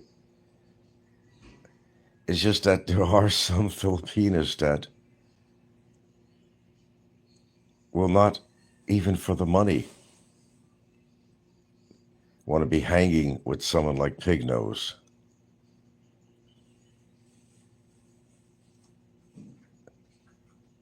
I think it's the assumption that the money will get Filipinas to go out and hang around with just any foreigner, but that's not true.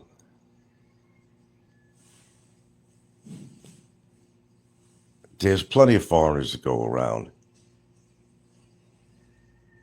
And will you think that these women are all impoverished, that they're going to just flock to him, what he thinks, because he'll pay for their time? That's untrue. There are plenty of foreigners to go around if that's what they're looking for. A date with somebody who's going to buy him drinks and dinner and so forth. There's no lack of these expats. Same as there's no lack of available and willing women here in the Philippines. It's just Pig Nose's excuse that things have dried up like a desert. As he's getting older, they're getting less interested, and as he continues his weight and his obnoxious, substandard attitude regarding Filipinos, how he treats them. Don't underestimate Filipinos. They can pick and choose. Pig Nose can't pick and choose. It's gotten to the point that even his money is not attracting these women anymore. So he'll spend a good part of his show, and he's done so many shows because the desert is, got even drier for him. It's not that the desert is dry. It's dried up for him. And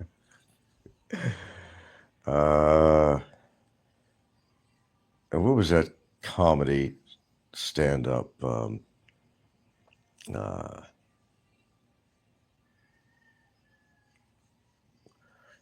Where he was talking about how all this aid was coming into these very arid countries, where they couldn't grow any crops or anything because, the only thing that was there was sand. So all the aid, food, that wouldn't have to be going to these countries, okay, if these people would just move to a more fertile, a fertile geographical area where they can grow their own crops and, and produce food for themselves. But you see, when you live in the desert, like Pig Nose does, the desert of his mind, okay, you can't grow anything because it's sand. And you can't grow anything in sand. So move to somewhere that's more fertile.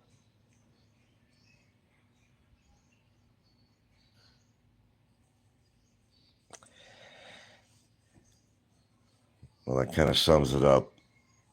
They're just not interested in Pig Nose anymore.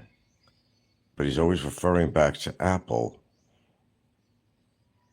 Maybe she's the only one that could tolerate him. I don't know.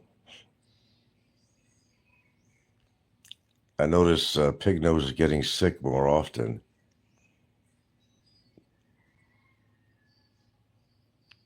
I don't know. I've been out here, having left the country. I get my allergies. That's about it. I'm not getting horrible flus and stuff like that. He seems to be getting a lot more of that. Always something with him. Like I said, his time is coming. He's got a real attitude with me, that's for damn sure. But maybe things will be a little different next time I see him in SNR. It may not be a handshake.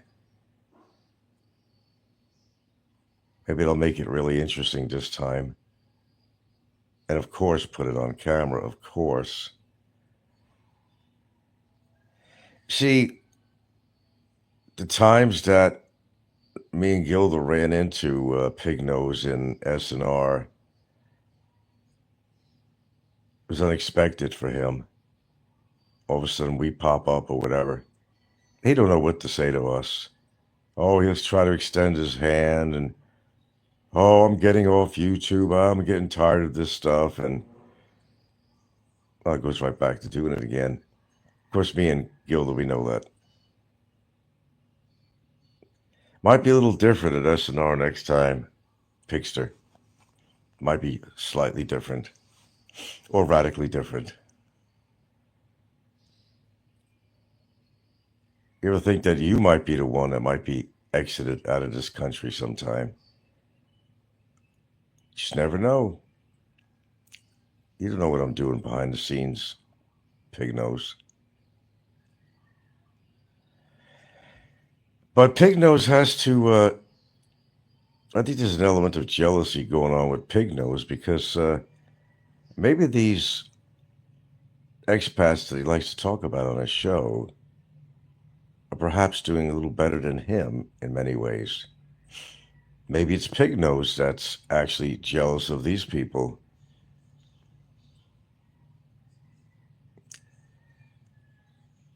As you can see with his cheap little Christmas lights in his room, over at his palace, $200 a month palace, living the 5-star lifestyle over at Decca. Oh, that's definitely 5-star.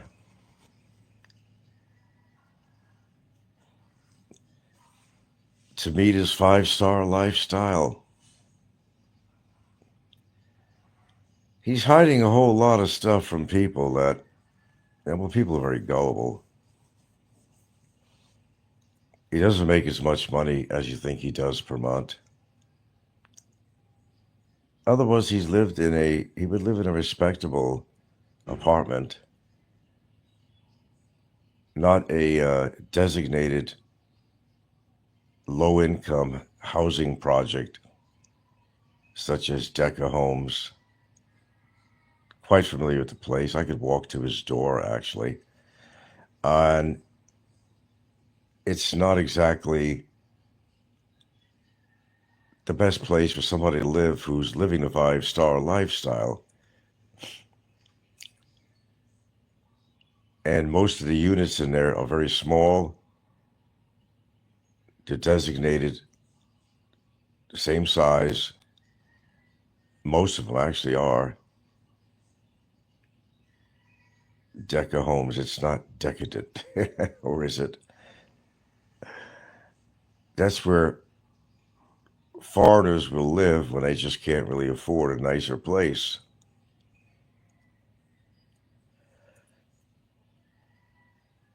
Things dry up. Now, what happens with Pig Nose a lot is that he'll come back, he'll stay in the Philippines.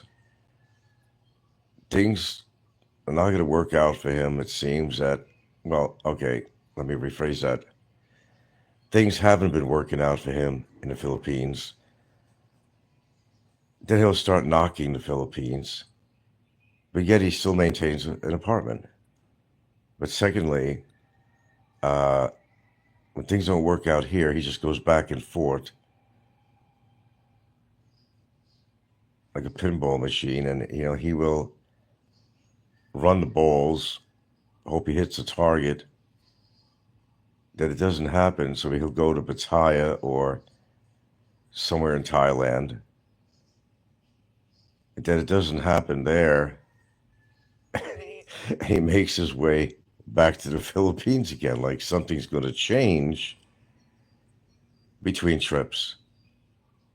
That he's going to get lucky and find a woman that'll go out on a date with him. Then it doesn't happen, and he bitches and whines about it again. Then goes back to Thailand. I don't know. Maybe he's gotta expand his horizons or something. I don't know. Perhaps a different country. Perhaps not Southeast Asia. Maybe he should go to Poland. Nah, that wouldn't work out for him in Poland. Even Polish women have good taste. What would be the appropriate country for him to go to? I don't know, Slovakia. But it ain't working out for him, pretty obviously, in the Philippines anymore. So the lame excuse that it's all dried up. Nah, nothing's dried up here in the Philippines. It's the same. Poverty is poverty, and There'll be desperate women looking for expats. But he's gotten to the point that even the desperate women, he can't even pay for a date with them anymore. It's dried up for him. So he has to make these lame excuses that the younger, more energetic dudes are coming into this country with money, and they're taking up all the local stock. That's bullshit. That's bullshit. That's bullshit. It just ain't working out for him. And at his age now, that's kind of sad, because it kind of seems that the older you get, the less chances you're going to get. If you haven't succeeded so far, and things are going that bad for you now, it could only get worse in the future. Well, you would think that at some point in time that Ricky's new ex-wife is his cousin. Anything goes for him. Yeah. Well, it's really pathetic. He puts on a good show. He has to laugh, and he applauds himself. That's one funny part of what he does. He actually applauds with his hands himself. In other words, he's his own audience, giving himself his own applause when he claps his hands. Like, oh, that's a good one. That's a good one.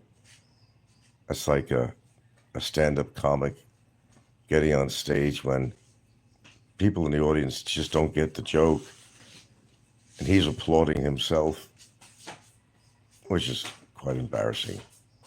If you cannot engage your audience, you have to clap your hands for yourself like, that's a good one, that's a good one. That's pretty sad. That's pretty sad.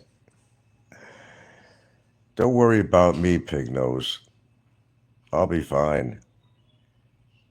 Your wishes just may not come true. Think about that. I'd worry about yourself, dude. You're not in good shape. I think you got more important things to worry about, like your health, amongst some other stuff. Let's face it, it's all dried up for you. Your pig nose is getting more and more like a pig nose, a big pig nose. Big old wide nostrils.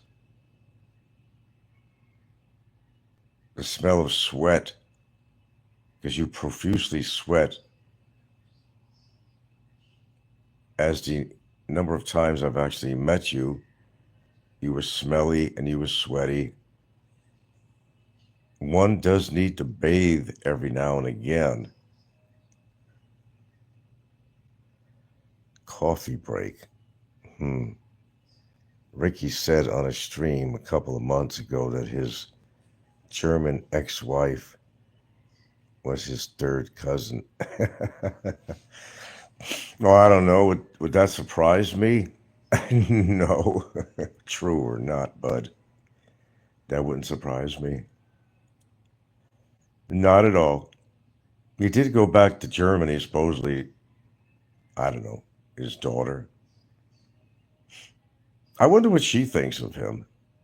And I wonder, she must know that he has a YouTube channel. She must know. Does she watch it? I'm pretty sure my daughter watches mine. I wonder if his daughter watches his and what she thinks of him as a father. That this guy is, he's a certified psycho. Well, people like Pig Nose, they get their lucky streak every now and again if the money's good for the date. But even that's been drying up for him. Now, you'll notice there are periods of time where you may not hear him on. But one of his problems is that he has to have a woman on camera. And when he does it for a while, he may not make a show. Now, I'd understand if these were legitimate women and he found a woman that was truly, as impossible as it sounds, but truly interested in him, but they're not.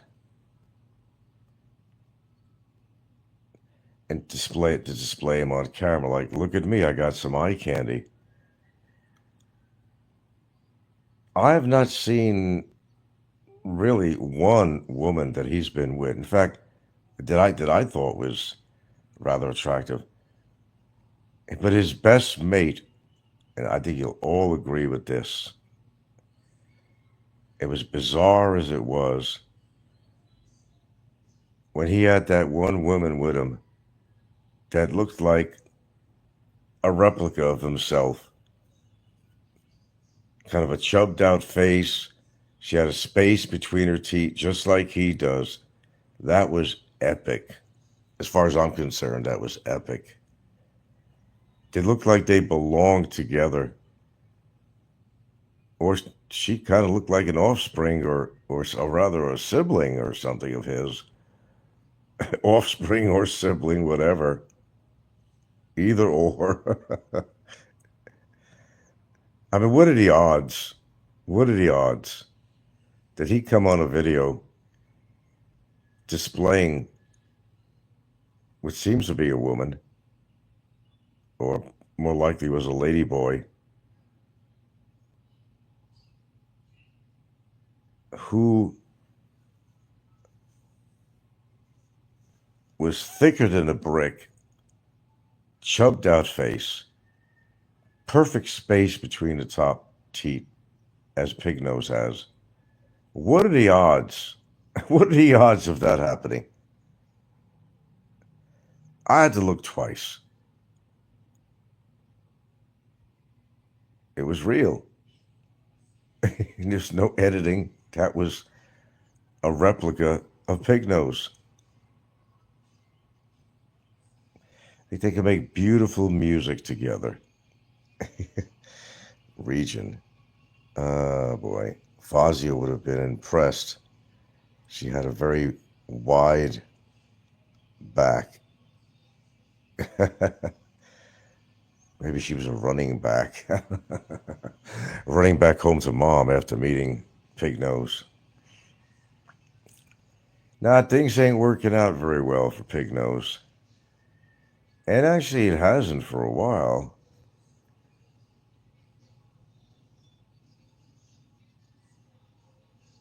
He's been getting pretty desperate to find dates. And for a while there, he was able to do that. Then things seem to dry up. Now he can't find himself a date. He wants to go back after that Apple chick. All he talks about is Apple. That's his standby, apparently. When all else fails, try to get Apple back in his life again.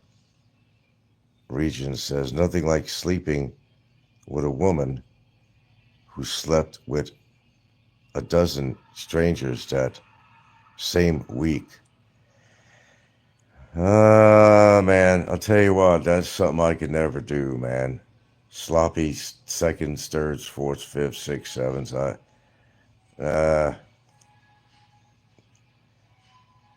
Tell you what, I know there's a fact. When I was back in Seattle, some chick who turned out to be an actual nymphomaniac. I met her on a whim, just like that, walking down the street. I said, hello, She comes up, and she wanted to have sex with me. I'm not making this up. She was like, what I didn't know was going to gross you out. What I didn't know was going to gross you out. That's why I couldn't do shit like this. What grossed me out is that, I had sex with her, and she was not. She was not the best looking thing you'd ever meet.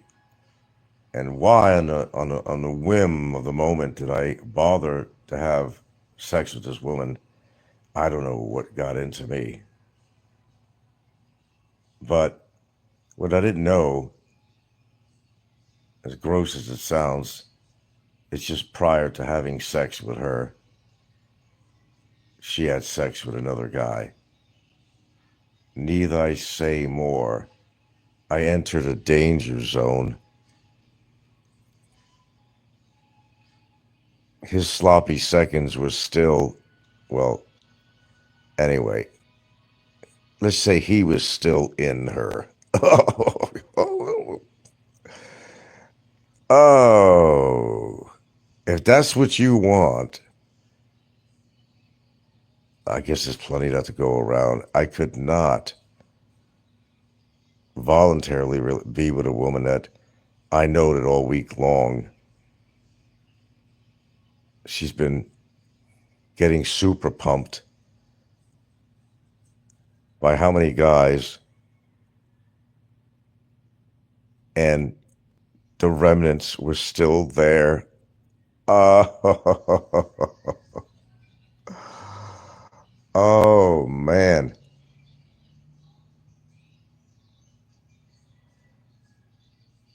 that was gross. That was just so totally gross. Because this chick that I met at the time, anything went with her apparently. She was an actual nymphomaniac, as defined. Just wanted to have sex. And I don't know, being the studly man I was, and, did have a woman at the moment, I figured, what the fuck, the flesh is willing. But that was a mistake.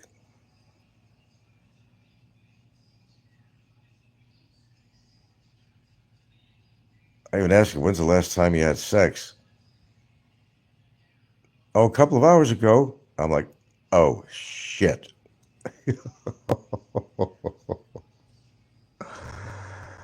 Oh, man. Sorry, I don't like that kind of shit, man. When some guy discharged into her a couple of hours ago, and there you are, releasing your load, but coming out scathed, from the experience. Yeah, nothing like sleeping with a woman who slept with a dozen strangers that same week. How about the same day? How about the same day? Perhaps the same day. Oh, gosh. And believe me, from that day on, I was a lot more careful. But I think that's one of the grossest things, really. Because these are the people that Pig Nose goes with. They're working girls. That's what they do to make money. They might have just got together with you, but how many people were inside of them before he got together with them? Or would it really matter to him? That's a better question. Uh-oh. We had a leak from that rain. Gilda! Yeah, we had a heavy rain last night, which we needed, but I want to show you something here. This is in the exercise room. Look. Look, look, look. Oh my goodness gracious.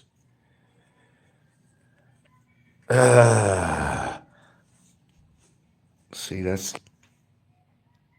overload.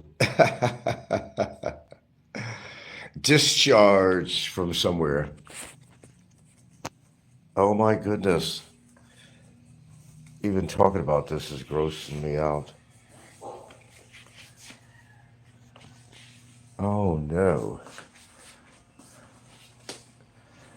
Nah, dudes, I can't do that. Where are you? Hello? I don't know where she went. Hello, hello, hello. It's a pretty good sized house, actually. Sometimes I can't find her. I don't know what room she's in. Hello? Oh, I think she's in the back. Nah, there's certain things I do, guys, and there's certain things I would never do, at least not purposely. Very good one, Regent. Some of those working girls have been inside Ricky. Did you see the exercise room? No. Or the water on the floor? I don't see. Go look. Better. Yeah, there's a big leak in there from the rain last night. Yeah, we had a pretty hefty rain. I thought it was going to be dry for a while because we had a day or so of a pretty damn good rainfall around here. I'm saying good, like we need the rain. Then things started to dry up and I said, oh, okay. We're going to head toward a good drought. I doubt we're going to see any rain for weeks. They're not expecting a big thunderstorm came in there last night. Sure did. But we need the water. My well needs the water. The grass out here needs the water. It works out for the best. But then again, water seeps its flow. It'll find its way. And I gotta find out. It only happens when it's a real heavy duty rain. So that floor was wet in the exercise room. I like that. Some of those working girls have been inside Ricky. Huh? Need to seal them there. We gotta figure out where that leak is coming from. Seal it.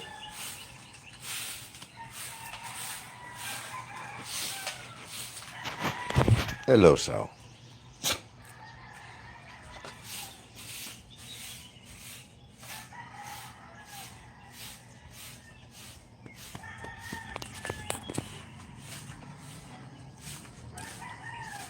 But you tend to hopefully learn from your mistakes. I mean, that's the idea. But if it ain't working out for you, it ain't working out.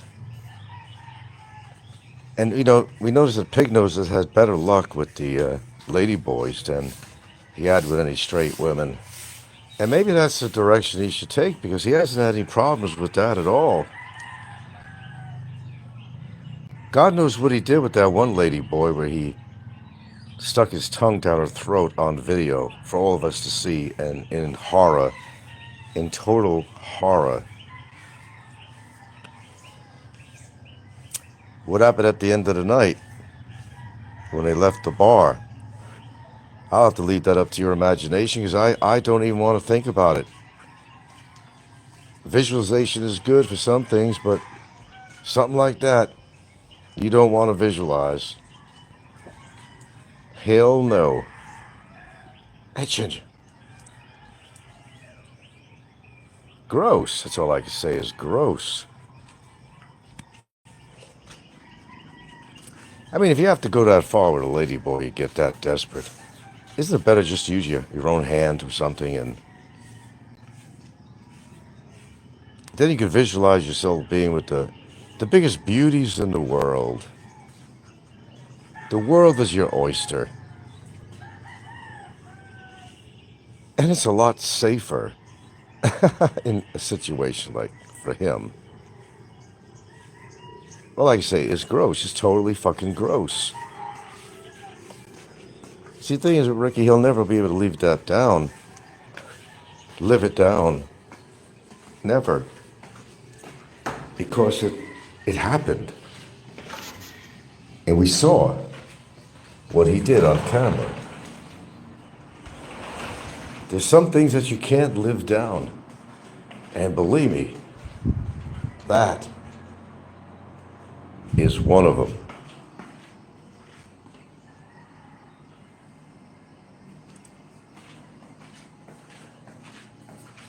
Yeah, I believe I still have the video of that actually. And it's not something that I particularly want to even see again, to be honest with you. I understand people have their desperate moments, but the one thing I'd never do as a single man, he says it's dried up. Well, dried up for him. Look, when any man resorts to doing deep tongue kissing with an obvious lady boy on camera, then you know it's over for that person. Lack of respect for himself. But on camera, for all to see. Just like when Fazio did some crazy shit on camera, exposed himself. Look where that led. We haven't forgotten that. I certainly haven't. But that's really pushing it. I mean, oh yeah, they slipped him a roofie. That was his excuse at the time. Nice try, but no cigar on that one there, pig nose. Nice try. It's history now. It's in the books. It happened. You can't change it. We've all seen it.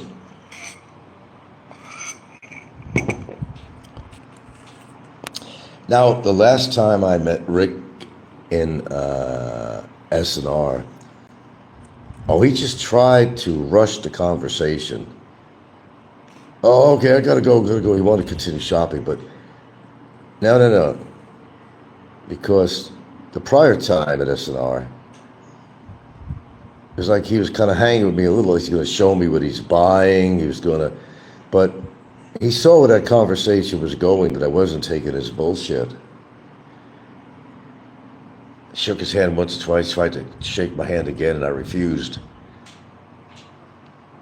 And he continued to go on his way, supposedly to go shop for whatever, but that's not the way it was the last times at S&R. He was showing me things he was buying, he was, but this time I had him by the fucking balls, and he knew I meant business. I was courteous to him to a certain degree, but it's where it started, that's where it ended. There was no more courtesy. Like, get the fuck out of here, Yeah, shaking my hand. Yet he's doing shows about me where he's trying to rip me a new asshole. Well, the thing with Ricky is, don't talk about assholes with him. He might enjoy the conversation. He might have stayed there longer, but right away he wanted to pull away. He wanted to pull away from the conversation, where normally he would just need to continue. And of course, Gilda, being the wonderful, cordial person that she is, which was really a facade in regards to Ricky. She don't like Ricky, she never did, But being a wonderful, cordial, kind person that she is, and she was, she could have said a few things, but she didn't. She figured I was doing a good job as it was. Just telling him how I felt. I told him straight off, that was, this was not rehearsed, this was not choreographed. I told him, give me a reason why I shouldn't cold cock you right now. And I meant it too. That he'd change up the conversation, he'll change it up a little bit after I said that.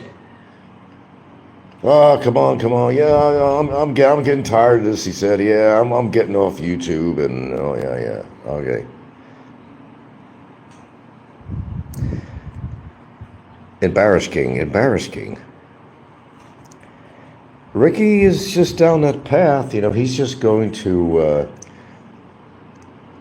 continue down that path and find it very hard to get a woman that's genuinely interested in him.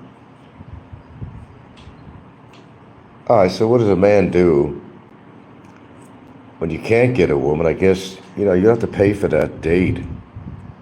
But it's all a show, just like his YouTube show. It's all for show, shall I say. It's all for show. If he doesn't talk about somebody on there, he doesn't have a show, and nobody comes.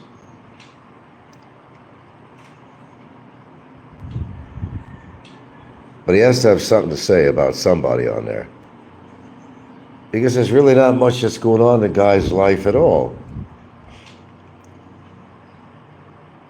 What he doesn't show you is how much of his time he spends in his shitty little apartment watching YouTube or watching TV or something, or eating somewhere, And he tries to give the impression that his life is, look at me, and I'm meeting all these women and stuff, but it's not. It's so far from the truth. He's not. It's getting dry. Okay, henceforth, the excuse comes up that it's the younger guys that are moving in from everywhere, where they used to go different places, different countries, but now it's the Philippines, and everything is drying up for the expats. That's not what I understand. Expats are still meeting, lots of Filipinas, nothing has changed, nothing. Regent says, Ricky is a true keyboard warrior. You've proven twice now how he is in person. The same with Nico. Yeah, I know. If Nico really had a beef with me, why didn't he throw me overboard on the ferry? You bring up a good point. Yeah. Oh, they're all tough guys after they meet you. Yeah. Because if Nico had a beef with me, he's the one that approached me on the ferry and shook my hand. It wasn't the other way around. We figured he was going to be on that ferry, so when me and Gilda went to sit down, just as I was sitting down, a big hand comes to extend to me. It was Nico.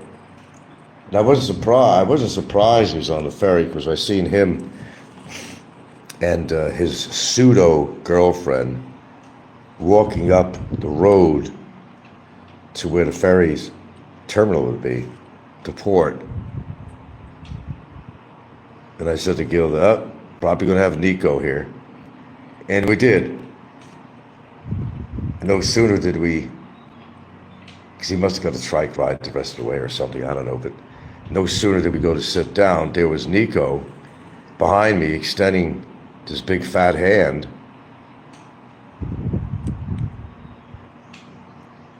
And the bullshit that he regurgitated about our so-called meeting on the ferry was total bullshit.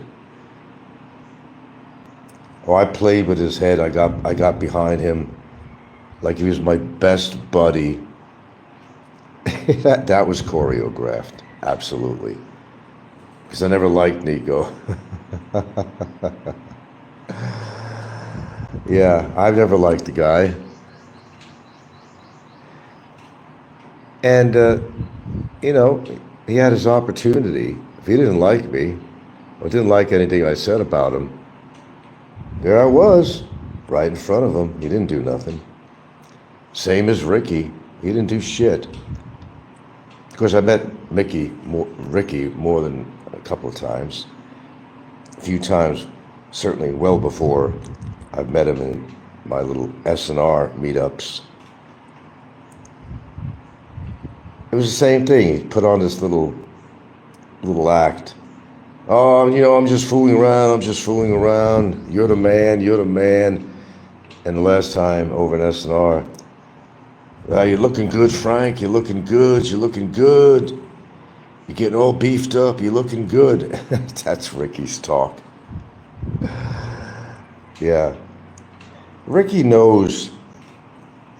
I mean, we're only like, what, 10 years apart or something, realistically. He's not exactly a youngster, but I'm in a lot better shape than he'll ever be in, ever. And he knows that despite a 10-year difference, he knows I have the capability. If I really want to do damage to him, he knows that I could. It's not just the attitude. And it ain't the altitude either that he's bigger than me. Altitude, there you go. I like it. I'll go with it. It don't mean shit. It don't mean shit. Hey, I was watching another video on Bicutan.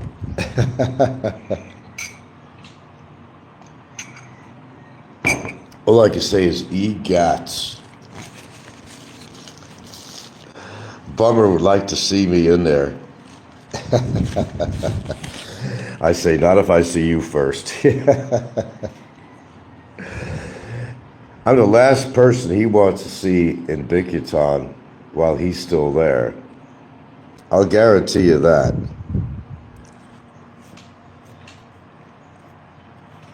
And he's supposedly having his laughs. Oh, what was Ricky saying? And if you buy into that, oh yeah, somebody supposedly bought him an elaborate dinner. Well, first of all, I don't see anybody who would want to spend their money on him. And it don't make any sense either. If somebody wanted to help him out, they're going to buy him an elaborate dinner. It would have made more sense for them to just give him money so he could get out of Bicutan. So if you believe that bullshit story about somebody buying the Mantis an elaborate dinner, then you're pretty gullible. He'd sooner take your money. Well, okay, in all fairness, in that living situation, they're giving you soggy rice and vegetables. And if anybody came up to you and ordered for you an elaborate meal, you're going to take it. Absolutely. But if somebody was that willing to help him out by buying him a elaborate dinner to have sent over, that don't make any sense to me at all. If they were really thinking of helping him, they would be giving him money, not some elaborate meal. So read between the lines with all this. You got to read between the lines. The sensibility of such a statement, that somebody sent him over some elaborate meal. I'm not buying it. Someone that willing to help him out would have gave him a fistful of money.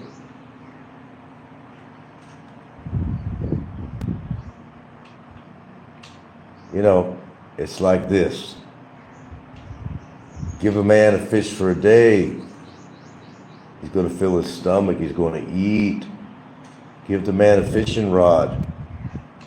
He'll be able to eat for the rest of his life. Buying a man a dinner will fulfill his tummy for the day, but it's not going to buy him his freedom.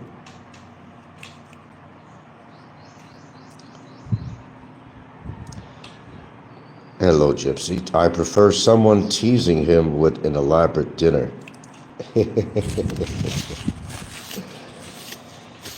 Well, Barry got himself into a really interesting predicament. I don't know, man. And Ricky still persists on saying that Barry is winning. Well, I still haven't figured it out how Barry is winning anything. He never expected to go to Bicutan. That was the place that he most feared going to. And it came true. Look, I know the living conditions there. I've just seen another video on it last night. They were lined up on the floor because there was no bedding in there at all. Horrible smelling, sweaty bodies all over the floor. And who was lucky enough to have a bunk or some kind of bedding situation probably were there for a while and had the choice. They earned it, or they paid the screws some money. But modern day, what I've seen of Bicutan and Taguig is some really horrible, horrible living situations. In fact, a simple act of drinking available water, unless you buy bottled water, is making people really ill.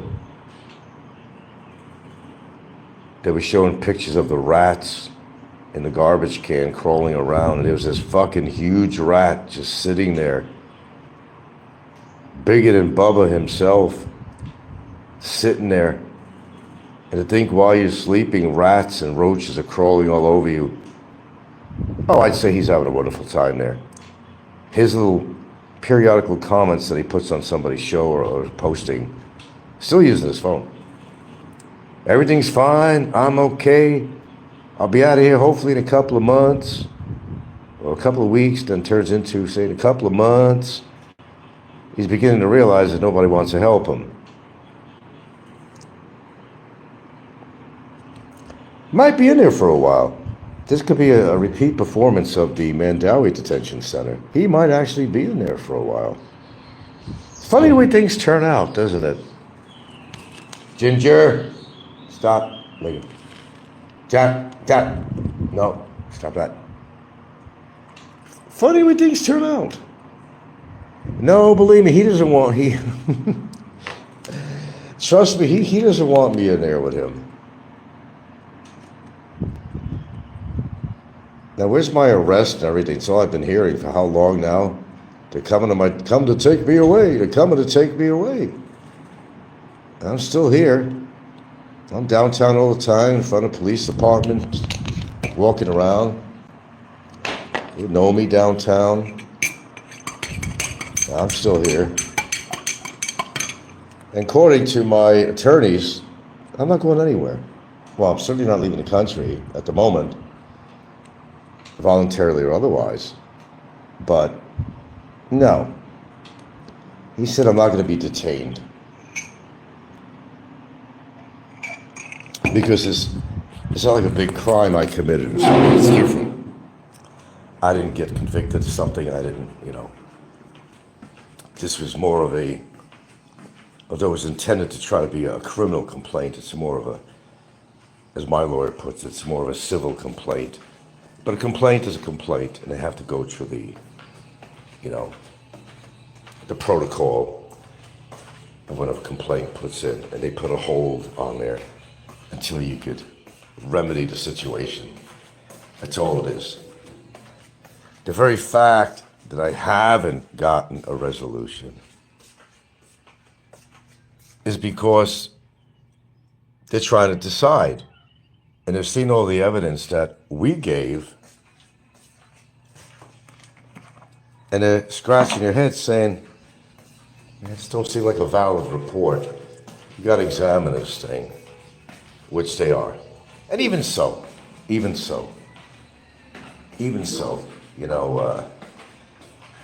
there's remedy.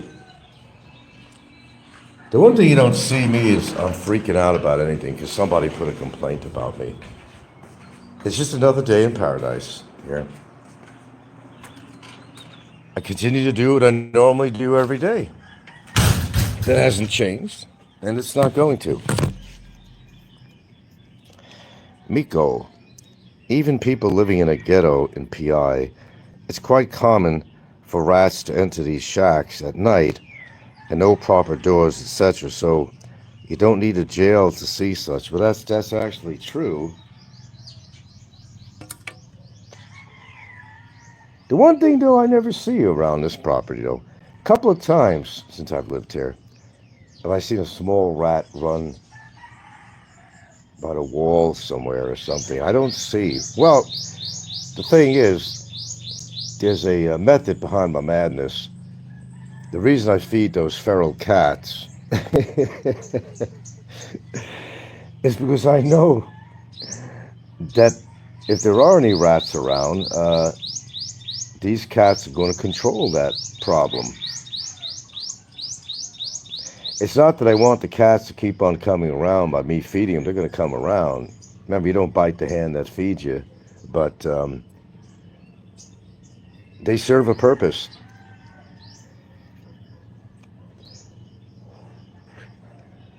But yeah, that's horrible living situation. Gypsy says, I felt terrible. I couldn't comfort Jay. He's clearly hurting that he won't be able to hear his BFF's voice again. Yeah. Oh, believe me, Jay and Barry, they partied together. I mean, Hardy partied. They absolutely did. And the things that they did, we won't talk about on here. I know a little bit of stuff, okay? I don't know the whole picture, but I know some of it. Because Jay used to communicate with me on Messenger, okay?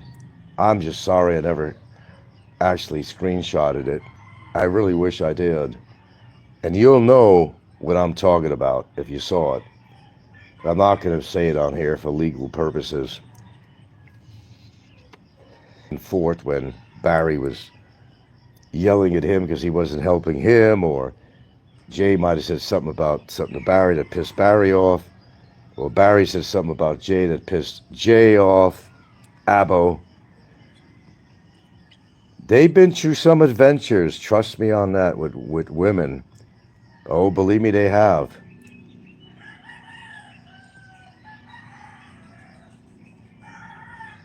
Anything went. Let's just put it that way. Anything went. Oh, they've done all this shit, man. They've done threesomes. I'm not going to get into the good stuff. It's going to hit a legal bugaboo. But let's just say on the women thing, per se, would you really want to be doing a threesome with Barry? Do you really want to look at another man's schlong? Not me. It's one thing to do a threesome, you and two women or something, but I'll leave it at that. I wouldn't want to see any one of their goddamn schlongs. The same room, if not the same bed. Sorry, but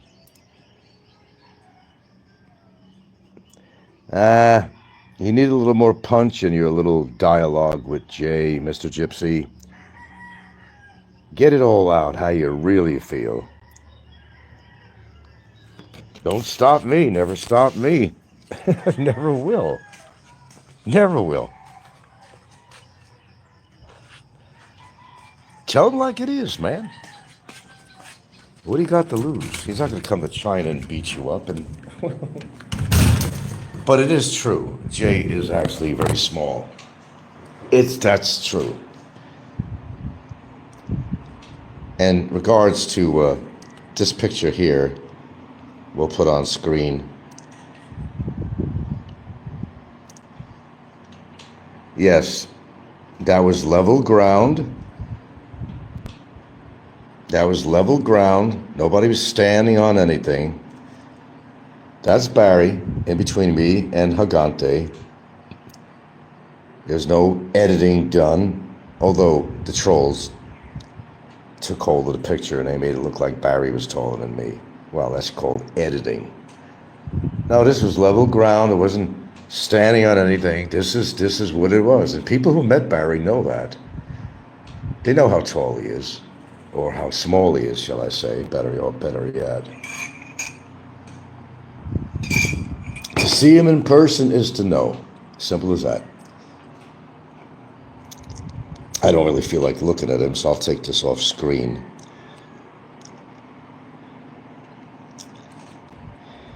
Mako says, ego must be working for the tourist board of Vietnam. Yeah. Yeah. Got some prime videos with ego, I'll tell you that. He knows it too.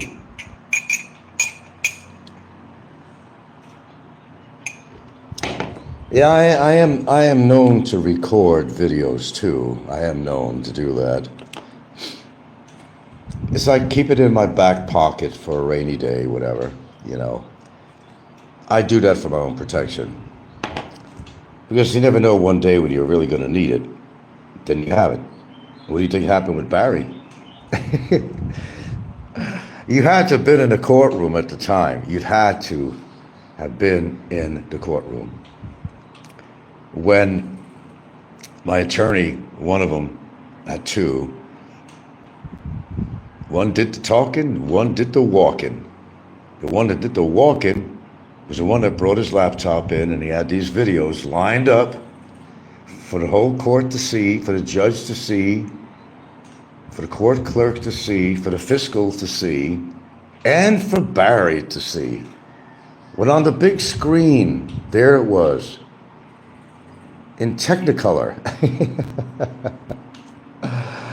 Barry calling me a fucking pedophile and otherwise. You'd had to have seen his face. Now, after that happened, if you remember Barry doing some shows, and his exact, if not exact words were, how the fuck did he get that evidence?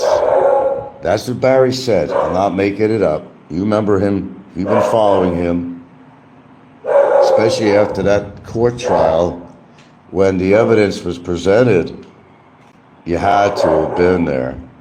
And you had to have also seen the faces on the people that were sitting in these court benches, you know, that were waiting for their trial, or they were there for whatever reason they were there. You had to have seen their faces too, but the best one is that you had to have seen Barry's face. And it was like one of these what the fuck faces, you know? That's exactly what it was. It was a WTF face. It was kind of like an, oh shit. He really did have evidence on me. Well, it's a stupid statement to begin with because I've actually put some of these videos of him calling me all these names. I've put it on my channel for him to see. So how could it be such a surprise to this moron, a word he likes to use? How could he not understand that the evidence was there? I've displayed some of it, a lot of it on my show, on what he said, and on camera. So why was it such a surprise to him in the courtroom when those videos were displayed? He was fucked from that moment on, and he knew it. But like I said, you had to be in that courtroom to see his face. I even put a thumbs up in the courtroom after those videos were displayed. What did I do? I think I had my fist slightly in the air, like rejoicing. And people heard what he had to say, and some of the people that were sitting in the bench seats there, they turned their head to look at him, and he was standing right where the doorway is from the hallway. He didn't want to sit anywhere near me. He was afraid to sit near me. So every time he did go to the courtroom, which wasn't very often, he'd stand at the back of the courtroom near the entrance and exit door. He wouldn't sit down. But when those videos were displayed, I looked back at him, and I seen his face. It was priceless. It was absolutely priceless. Region, Barry once claimed he was able to travel a lot because He was a regional manager of a waffle. I remember that. A regional manager. He wasn't a manager. He couldn't even manage his life. He fucking flipped waffles, man. A regional manager. That was a rich one there. Yeah, I do remember that. Gypsy says, at Region, I can't wait to see him posture himself if he survives this. He'll probably say he became besties with Vitaly. Oh, well, that's where you guys, Ricky made a wrong impression of people to him. What was he talking about, Vitaly? Vitaly was transferred, I believe, to another facility.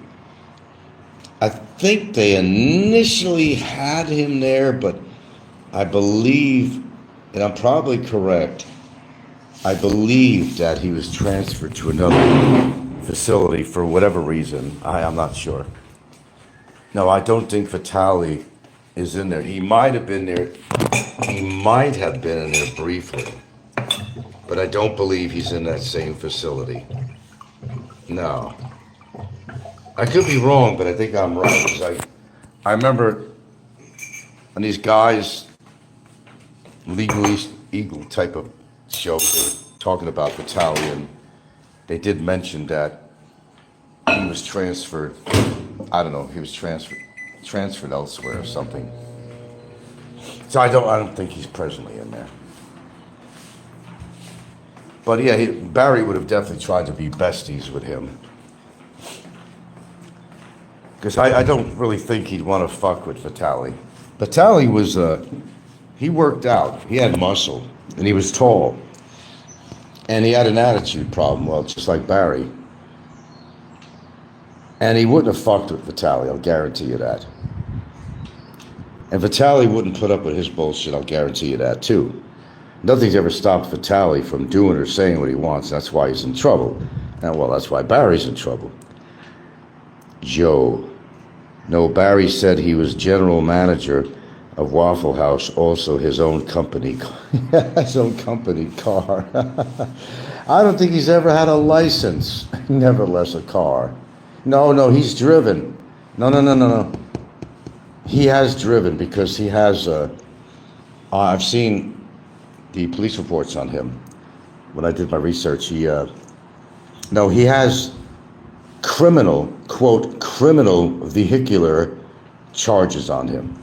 Now, I'm not sure what he did to call it criminal vehicular charges. I'm not sure. He caused damage to something that became criminal. So, yeah, it was more serious than like a seatbelt violation or some crap like that. No. Probably didn't have a license the whole time. Probably couldn't pass the test, the written test they give you before you do your road test, you know. Because you have to pass the written test. You know, get a permit. You got to pass your written test before they take you out on the road and, hey, let me see how you drive, you know. So I don't even think he's ever had a valid license.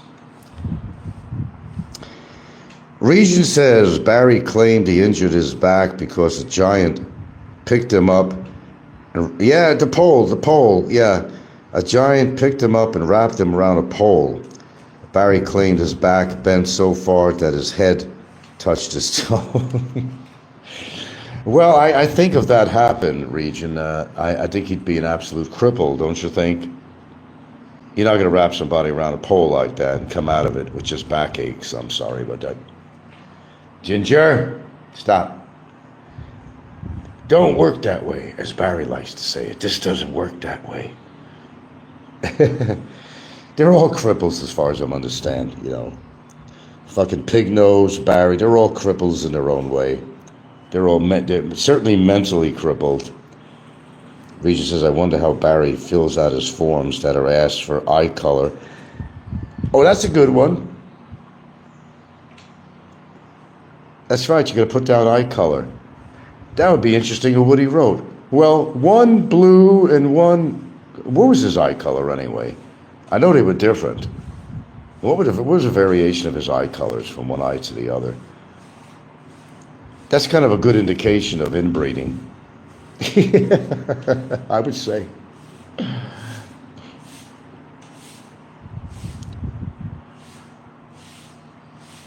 I don't know how he fills out forms, really. Period. Even just to fill out a form. So he'd like to see me in there with him. Well, I'll put it this way. I'll give a guarantee. He wouldn't want to see me in there. I guarantee you he wouldn't want to see me in there with him.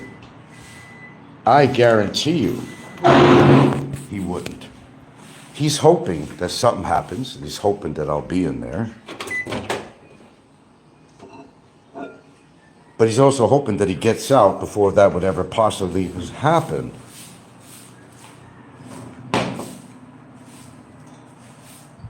I'm still waiting for all these resolutions.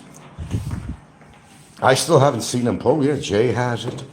Big E has it. Mick has it. Popeye has it. Everybody has a resolution. A 5-page. In fact, they came up with how many pages there are, too. Even down to that detail. How many pages they got. Look, you all know as well as I do, brothers, that if anybody had a resolution, it would be plastered all over YouTube. No question. Absolutely none. Get out my strawberries. There'd be no question whatsoever. But there is no resolution, and henceforth and so forth and so on. They can't produce it. Because it doesn't exist. Wow. What do you think that I would know something about this?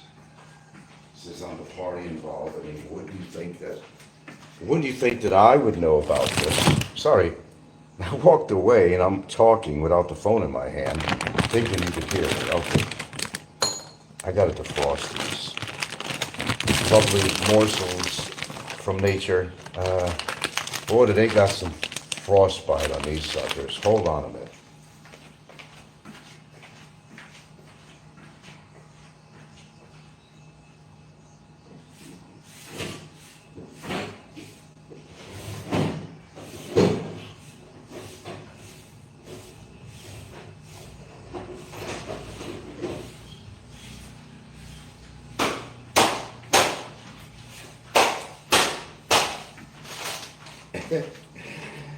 Oh God, it's glued with frost to each other in here. I gotta take, believe it or not, I have to take a hammer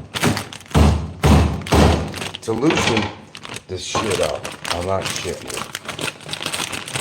One more time. There we go. No, I need more than that. One more time. There we go. Now we're talking. Now one more.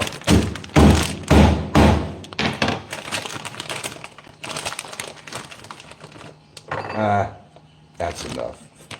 Hold on.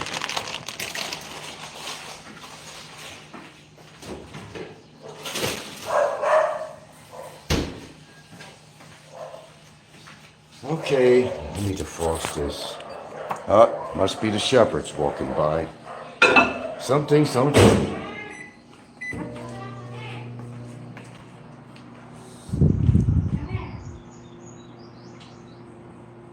Well, that or the cats, which was probably the shepherds.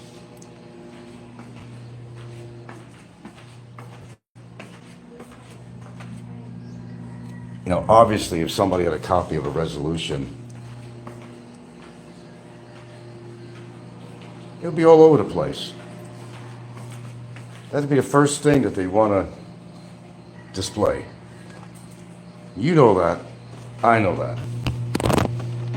Okay, what else I gotta do here? A simple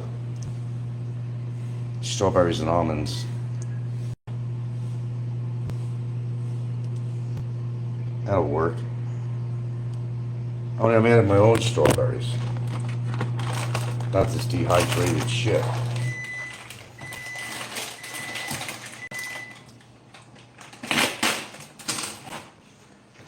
Just pardon me while I do this.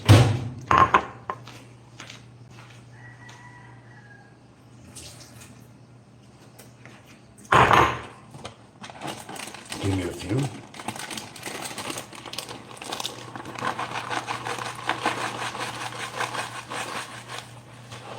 Looking good, looking good.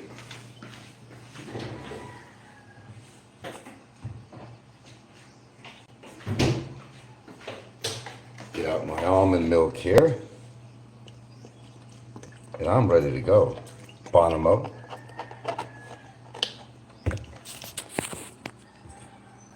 Yeah, people are not going to hide anything on YouTube. If they have documents, real documents, there you go. Nothing to hide.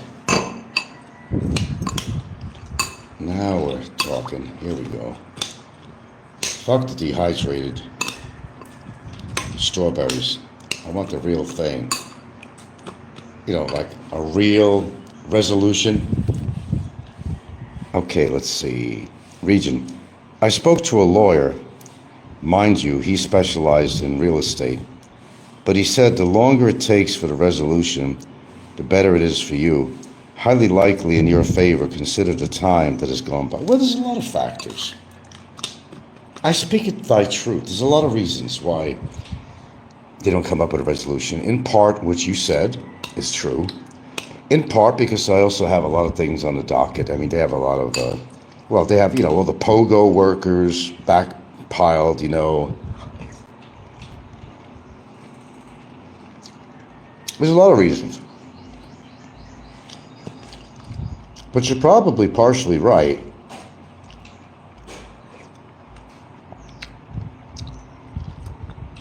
Well, it's like this.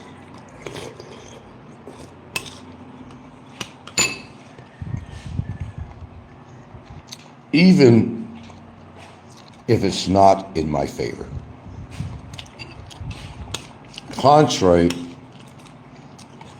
what the trolls with their law degrees say,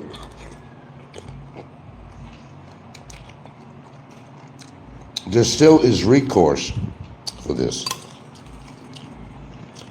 I mean, I already know that.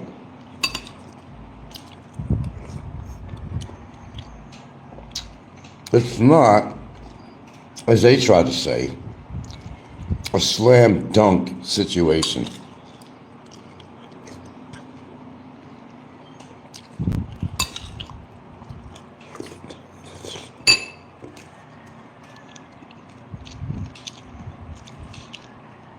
It doesn't work that way. We do have recourse. Trust me.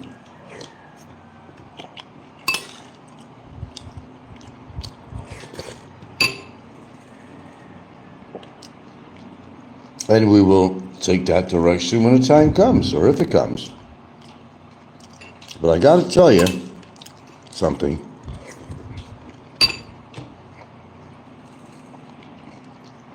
If it didn't work out for the person who put the complaint in, and for all the trolls that are drooling on their knees and praying that it does, there's going to be a lot of disappointed people.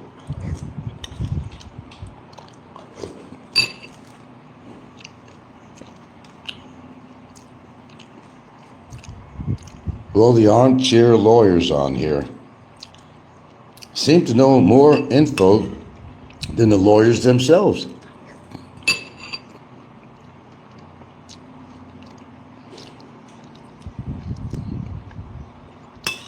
What's that? Hugo. I've only seen Jay with 4 and 5 girls he finds on Tinder. That seemed to be the place that they go. Barry was big on Tinder.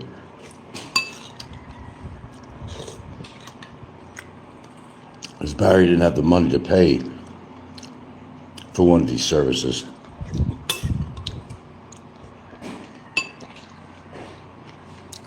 That's exactly where they went. Through Facebook.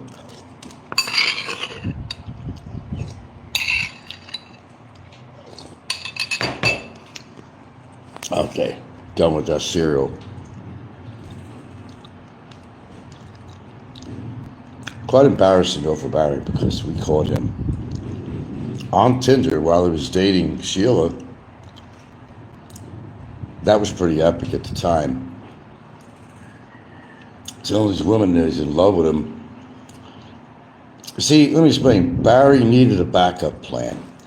Barry did not want to be alone. No, he didn't want to be alone. Same as Ricky. And that's why Ricky would pay for his dates. He doesn't want to be alone. He hates it. He absolutely hates it. And whether he has to pay for his date, it's like, it's one of the situations where, whatever it takes. If it means he has to put out some cash for some chick to hang around with him, then go on camera and look at me, what a real man I am. Well, everybody knows he's not a real man. But, the visuals, on camera, that he's actually with a woman. But the question is, how many of these women that he's been with were real women? As in that one case. And that was just one. There's a couple of others that I really put the question. And whether they were really women or they were really men. Hugo says, how could anybody living in Bicutan be winning? I know, they all say Barry's winning. I just can't see how he's winning anything. But that's why they're called trolls. Okay, so I've had this guy writing me. I always get, they go into different names, probably the same person, whatever. And they're writing me saying, and I always give the same answer, and I'll tell you what it is. They always have something to say about my show or whatever, And they're saying that the people that come on my show and comment, they're all trolls. Oh, like, I don't know that. Tell me something that I don't know. And my typical answer or response to the person, if I decide to respond, is that you call me this, you call me that, you label me that, knock my show, but yet you still watch. What do I smell? What am I smelling here? I'm trying to figure out what I'm smelling here. Whew. Whoa. What does she do with that can of stuff? Oh, no.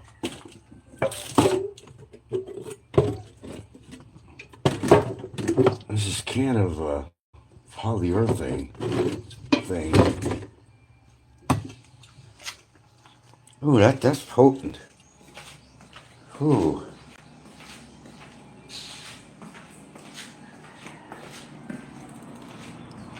I don't see a puddle of this stuff in my storage room. There's this can, which has already been opened, of this polyurethane stuff. I was kind of using it as a sealant. Oh. Okay, now I see. Oh, shit. Okay, I gotta soft this stuff up here. Because the fumes from this are pretty intense. Yeah, this open can here, okay. When I went to get something out of this little toolbox, inadvertently tipped this shit over and it's all over my shelf here. And you don't want to smell this shit. Trust me, it's pretty bad. Respiratory shit. It's pretty fucking bad. Yeah, I gotta get rid of. Oh hell yeah, I gotta. Oh, that's terrible. Hold on. Well, this stuff will kill you. Fuck, no doubt about that. This stuff will knock you out. Oh, I think I'm gonna be smelling that for a while. My God, it's like evacuate the fucking house type of situation. Hold on here. My goodness. Oi. That's not good. I'm gonna throw some. What do I got? Where's the baking soda? Absorb some of that. So what the hell do we do with the baking soda? Baking. Well, shit. No, I really do. Oh, here it is. I gotta contain this odor. That's horrible. So I don't like using shit like that. Okay. It's been ragged off right here. But I want some of this baking soda to absorb some of this liquid and smell. Yeah, that's pretty bad. This will be fine after an hour, but holy crap. Oh, definitely, you don't want to smell that. You most certainly do not. Not healthy. Whew.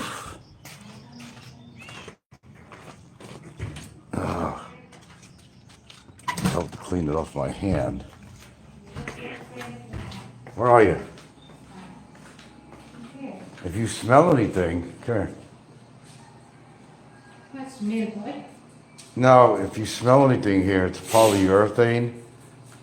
When I went to get something in the room here, that can of sealer, Yeah. polyurethane can fell over.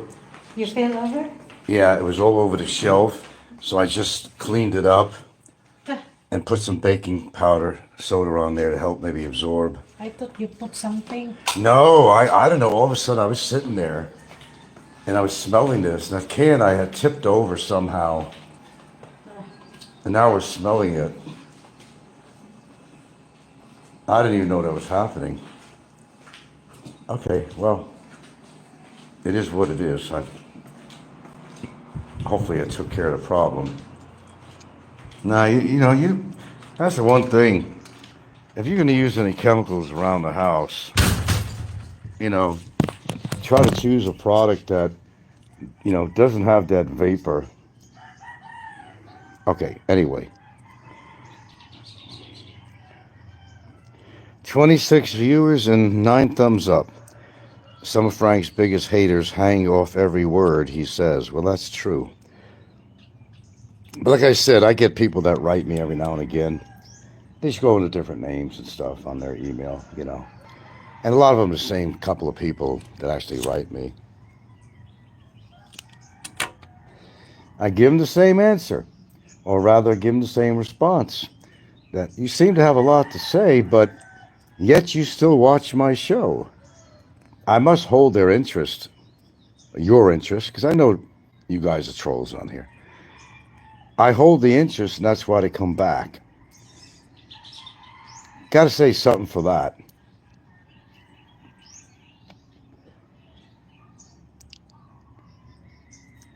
I mean, I'm not getting thousands of viewers. I don't have a big channel. I've accepted that. I understand that. Ever see somebody's shows? Man, it's like a ticker tape thing. You can't even read the comments because they're moving by so fast. So fast. No, that's never been my show, ever. Never will be. Gypsy says, you can tell Jay has a convict type of mentality. Oh, he does have very violent mood swings. We've seen him. I've seen him, at least. I don't know about you, but I've seen him. Now, especially he really went off. Well, like for example, on his show, he's talking rather calmly, then all of a sudden he just bursts out and uses every expletive there is, and he raises his voice about 70 decibel levels higher. That's real. You're seeing a split personality there. That's for real. These things show out on their shows. You just got to listen and watch. And they're saying he never had a seizure.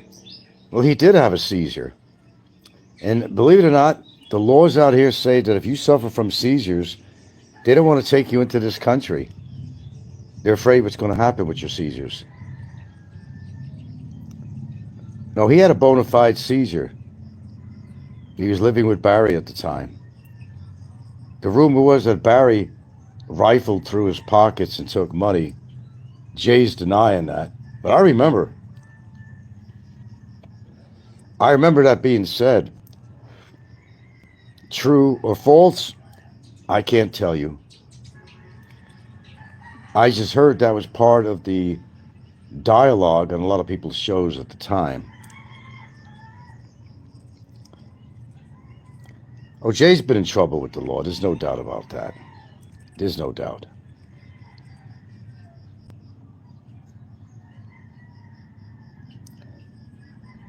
But yeah, the adventures of Barry and Jay. Oh, they had some adventures. Trust me, they have. Both of them. They lived together for a while. Understand that. Oh, they certainly have. They certainly have. Something out of a fucking porno movie. They made their own. In fact, they probably videotaped it. That wouldn't surprise me. Ooh, that smell is strong. Not good. Not good. No. It's still very strong. Gonna have to neutralize it with vinegar perhaps too on top of that. I mean, I don't want to bring that shit in. Okay, here's some vinegar. A little bit left I have. That's gonna make the baking soda just sizzle up. Ugh. Good golly, Miss Molly. There it goes.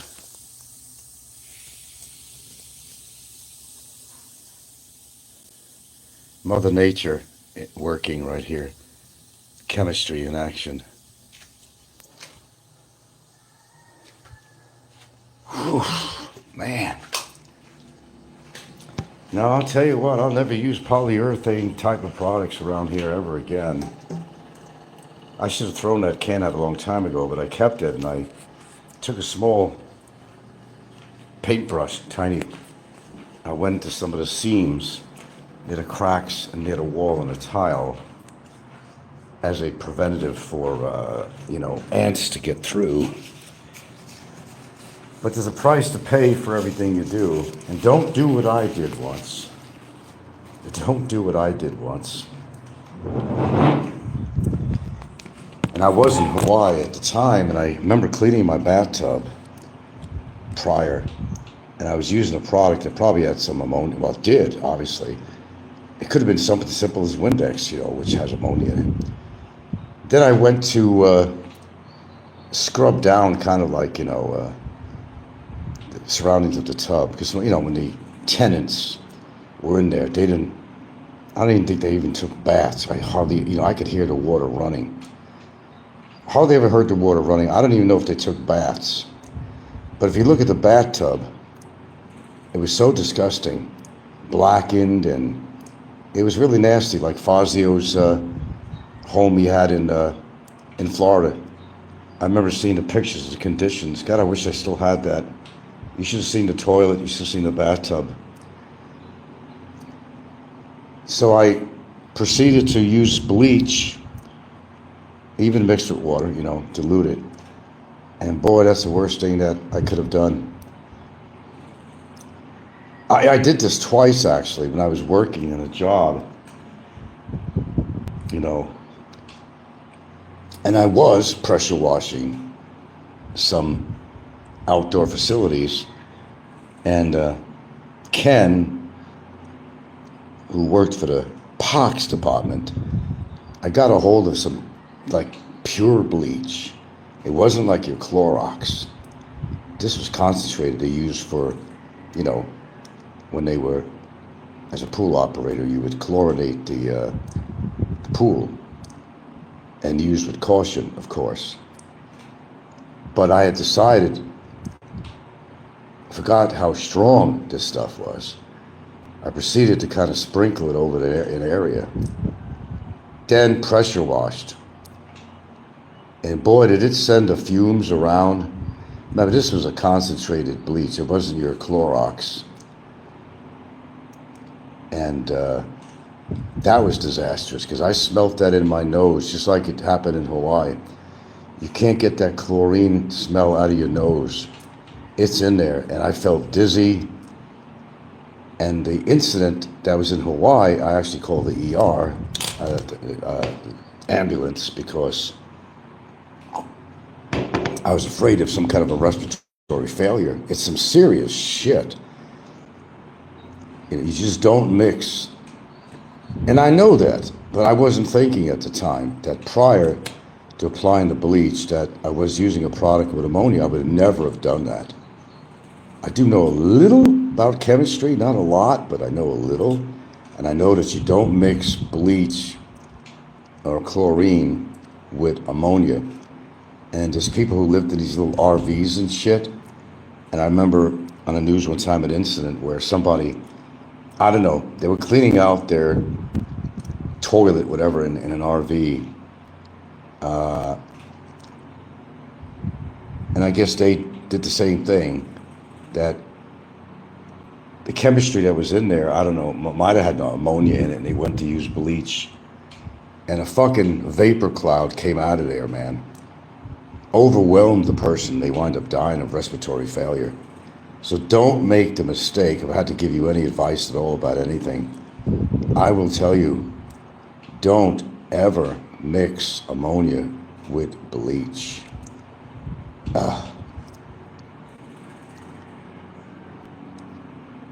Gypsy says, my guess is he really loves his mom, or his financial situation won't allow him to travel. Well, as far as Jay being a Bitcoin millionaire, I don't think so. He'd have his own place. I mean, it comes a time when you got to break away from your mother's wings, you know, and apron strings, you know. Become a real man and be independent.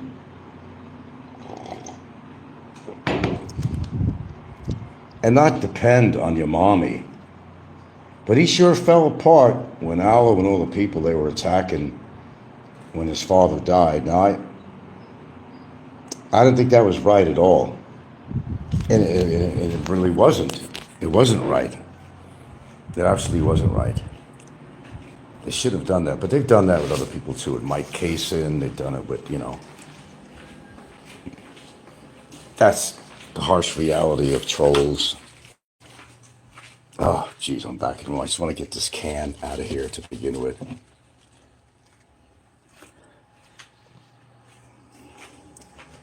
Whew. Well, I hope this fume doesn't last too much longer.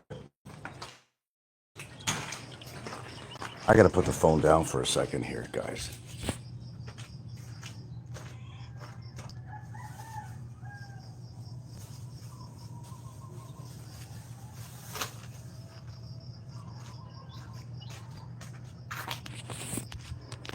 Okay. Yeah, I gotta ventilate this place a little bit better, yeah. But holy cow. I think that smell's gonna hang around for a little bit. It'll dissipate, but for now, yeah, you could absolutely smell it. I know you don't want to talk about my... Ugh. I gotta get another rag. I gotta get... All right, where else did it wind up? I was hoping that I sopped this up everywhere, but mostly I did. Oy vey.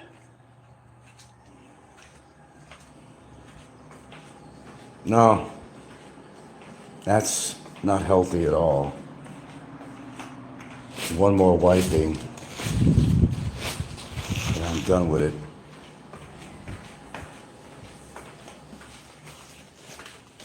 Sorry to get off topic here for a second, but sometimes there's things I gotta do.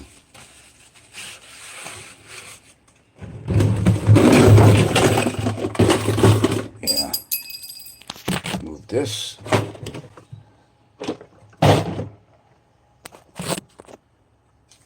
Good Lord. A little more sopping up and I'll be done here. Oh, I got nothing for you. You girls have too much expectations of me. See, there's a little baby over there. See the baby? This mama cat here, she has babies like you wouldn't believe. Where is she?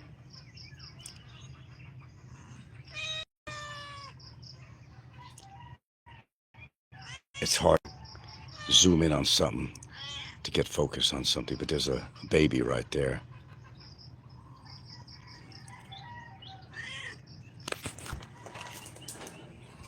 Whew. One more sop up. Nah, this is some serious shit. I kid you not.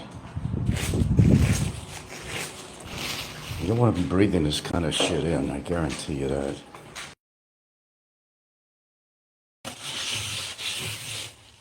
My goodness, seriously. Sorry to interrupt you with this, but this is slightly more important than the conversation we're having right now. Just slightly.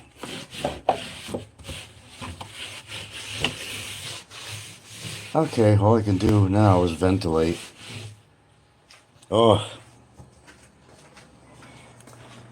I will definitely never carry a product like that in a house again, I'll tell you that.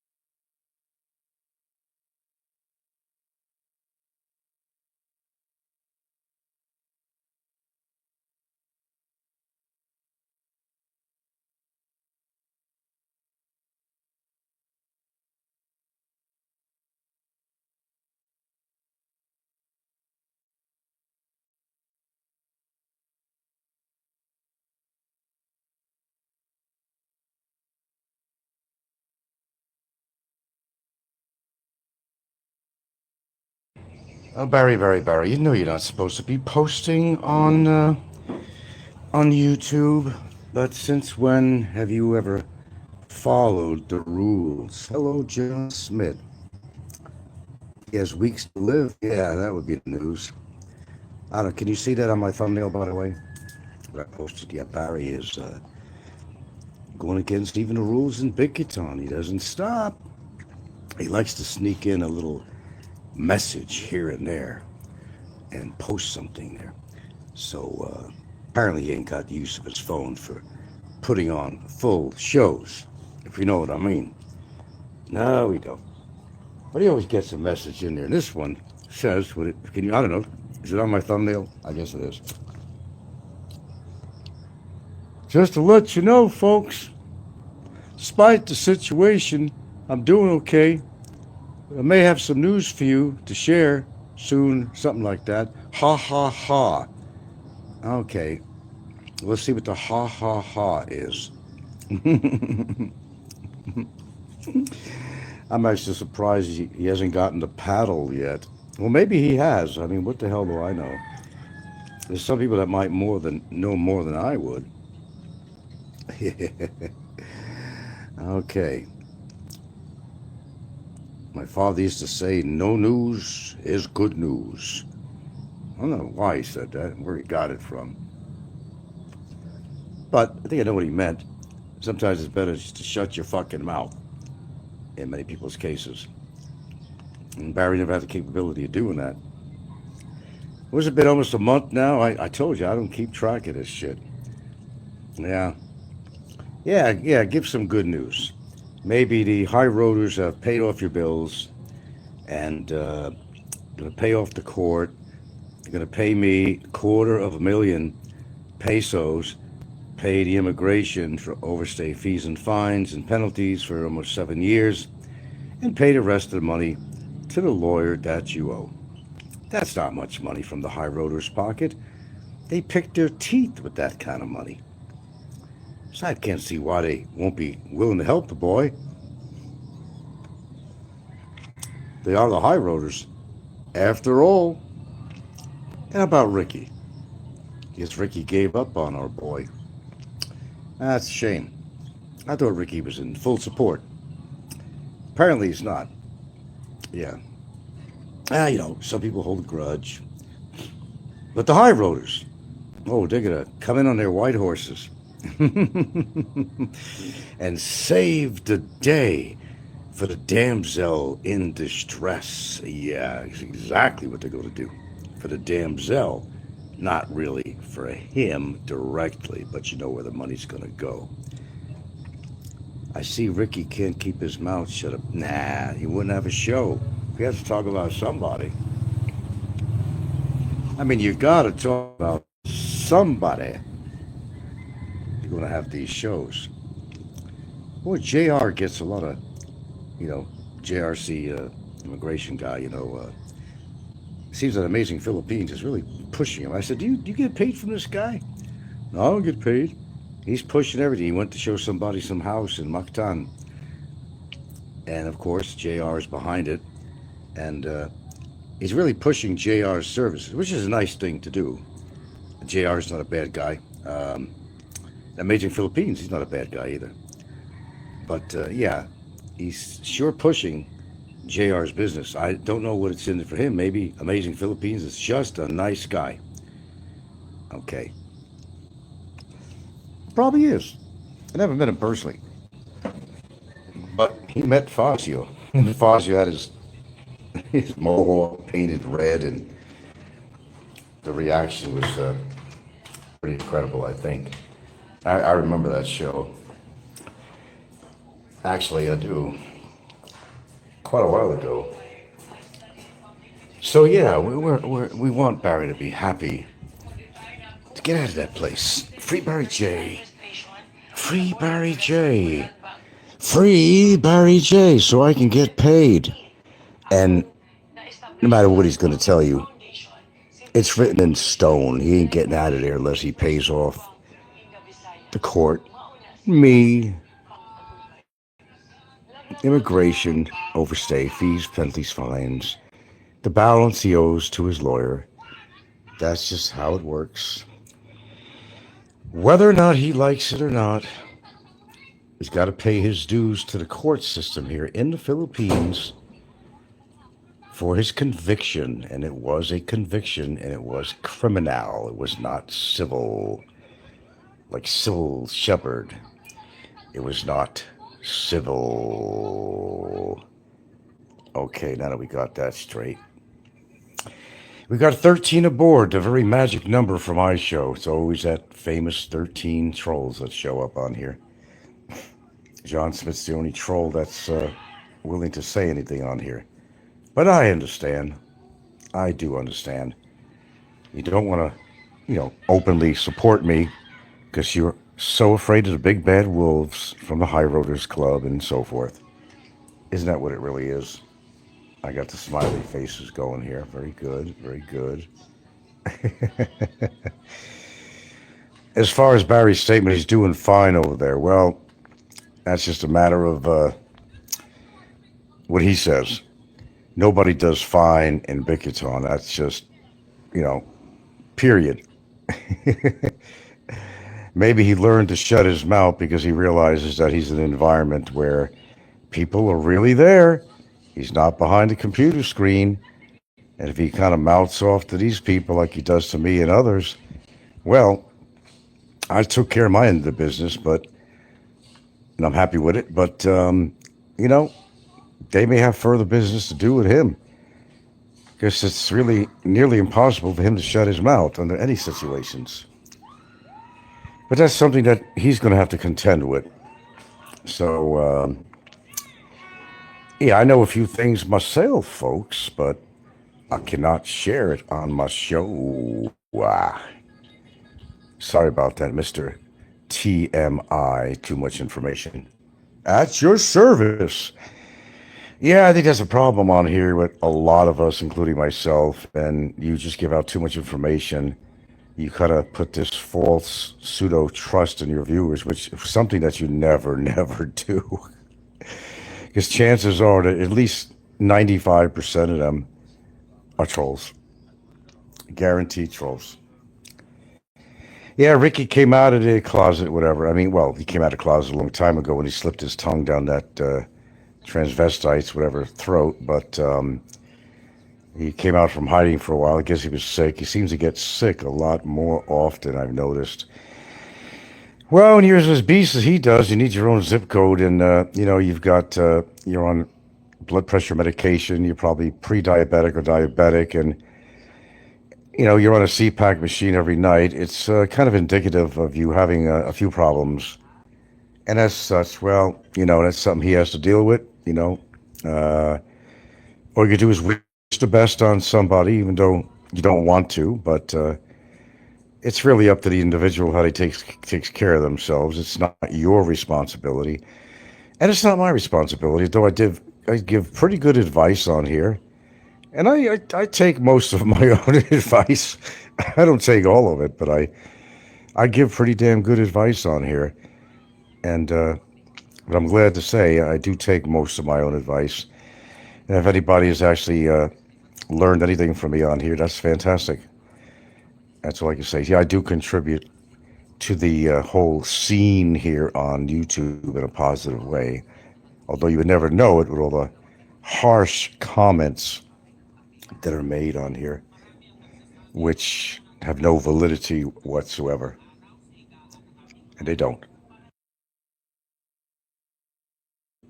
So is that thumbnail showing out? I'm just curious. Oh, yeah. He still can't stay off his phone. And he'll tell the guards or whatever, oh, I got to use my phone. I got to get somebody to bring some food over. I got to call my lawyer. Okay, you got a few minutes. Well, he won't do that. He'll pop on there and leave a message. He's done that numerous times so far since he's been in the lovely Taguig prison in Bicutan, Philippines, Manila. Is that lower or upper Manila? I think that's lower Manila. Well, whatever. It's Manila area. Don't matter. Yeah, Ricky can't keep his mouth shut about me. Yeah, I know. Well, he feels that he's the, quintessential entertainer on here, but he doesn't realize what a fool he makes out of himself all the time. If you can't figure that out, well, he's just a bigger fool as he is. But that's how Ricky does things, you know. He could have a totally different personality under certain conditions, but get him on camera and he just kind of lets loose. And I'll tell you one thing, though, he's pissed a lot of people off, not just here in the Philippines, but in Thailand and no matter where he goes. He's pissed a lot of people. I'm actually surprised he's still standing. And nevertheless, his obvious health condition and weight and all that, I'm actually surprised. I'm really surprised that he's still walking and kicking. Yeah. But he don't realize the only person he's kicking is himself, health-wise, and, like pissing people off. Yeah, something like that. Barry, Bo Barry, banana, Bo banana, Bo Barry. Go Barry. Go Barry. Give us some good news, Barry. Give us some good news. Oh, let's see. What could it be? They're going to let you out. Or because maybe you came up with the money. Came up with that much money. Pyros must be getting generous. They must have thought about this.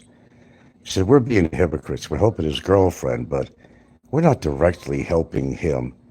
After all the support, that free Barry J speeches all the time. He's still in there, isn't he? He should have been out a long time ago. It's been nearly a month, I think. He should have been out. Free Barry J, free Barry J, free Barry J. He must be free. I've got to be free. What else can I be? With your help and money, we will all see. But I've got to be free. I want that plane ride to USA. To go back to more trouble is the least I could say. One from bench warrants and child support. I'm still gonna pay, no matter where I go. It's just gonna be another day. There you go. Free Barry J. Free Barry J. Free Barry J. Well, some people think he suffered enough. I don't. I absolutely don't. Not what he did. It's inexcusable. There's no excuse for what he did. And continue to do. That's the clincher on this. Of what he actually continued to do.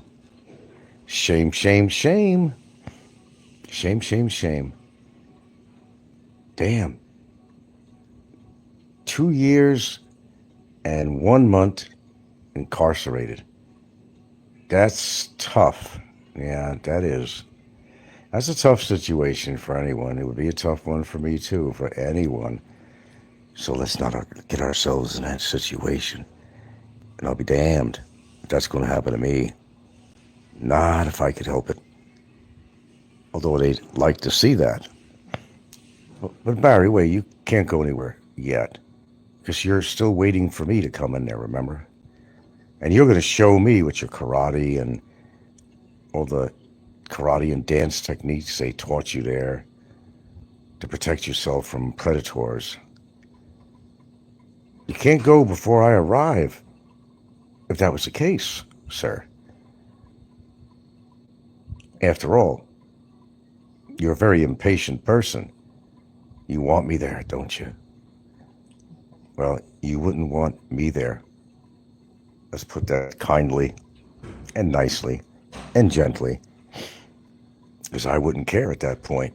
Anything would go. Anything. I really wouldn't. Because I would feel like I had nothing to lose. Keep that in mind, Barry. Keep that in your mind. It's just too bad we couldn't get it on camera. If that was the case, of course. Now, why does a scorpion sting? Because it's in his nature, as well as all the inadequacies, atrocities, and things that the cockroach has caused in his life. Is it in his nature, like the scorpion said to the frog? Maybe it is in his nature. In which case, the same as you can't change the spots on a leopard, he'll never change. That just ain't going to happen. You know it, and I know it. Okay, I guess I'm doing a monologue here. I guess people are starting to fear me or something here, that I'm going to block them or something. That's the least of your problems. Don't worry about it. Don't get your feelings hurt. I've blocked a lot of people on here. But a lot of them did get their feelings hurt, and they jumped the fence. Oh, yeah, Parabola, whatever his name is. There's all kinds of people that are now on the other side of the fence. Like I said, we got athletes out there. Their legs are strong as steel. They're strong as steel. They're always jumping fences. They're like gazelles. So if there's anything strong about them, whether it's body odor or anything else, they got strong legs or bad breath, whatever it might be. You could guarantee that their legs are strong for jumping all those fences. Okay, Barry, you got some good news? Let it out, boy. Come on, son. Tell us when you're getting out of the joint. Let us know. Maybe we'll have a celebration of some sort for you. I don't know. Put together something. I don't know what. Well, you'll probably piss Popeye off because Popeye's got that time calendar thing ticking as to how many days and hours and minutes and seconds that you've been incarcerated. He might be a little bit pissed off, but there's nothing in it for Popeye, you know. But there's something in it for me. So pay that boy. Get him out of there. Get that boy out of there. I'm sure his girlfriend's been begging like crazy with the high roaders. You gotta get my love buns out of there. Please, he's suffering. You can't do this to him. Well, they'll listen to her. And she's been traveling around all over Manila, shopping. She makes that much money with a sorry store? I don't think so.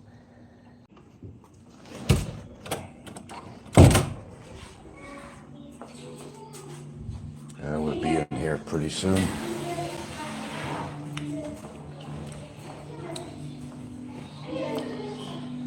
Let's go pee.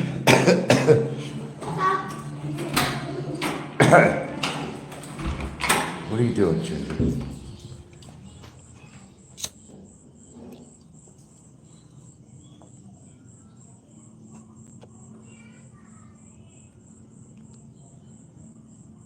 Wow, it's been humid. I understand it got pretty blustery yesterday in Manila.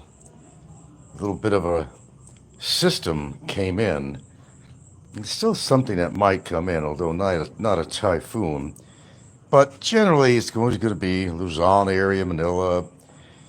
Might make its way into the Visayas in certain regions, but nothing really radical from what I understand. But we've had a little, we had a little bit of rain over the past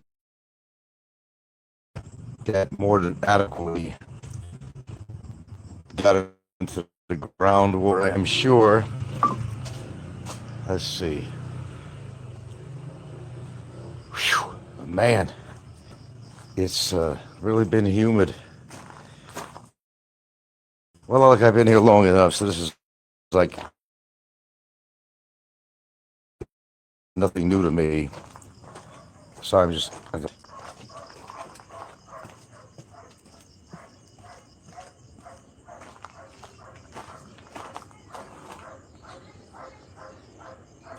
Quite frankly, I'm not really sure why people move to Manila at all, Luzon.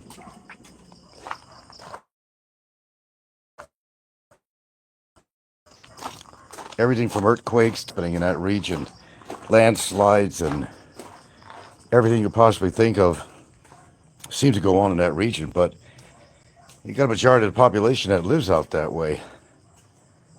And somehow I can't just see why.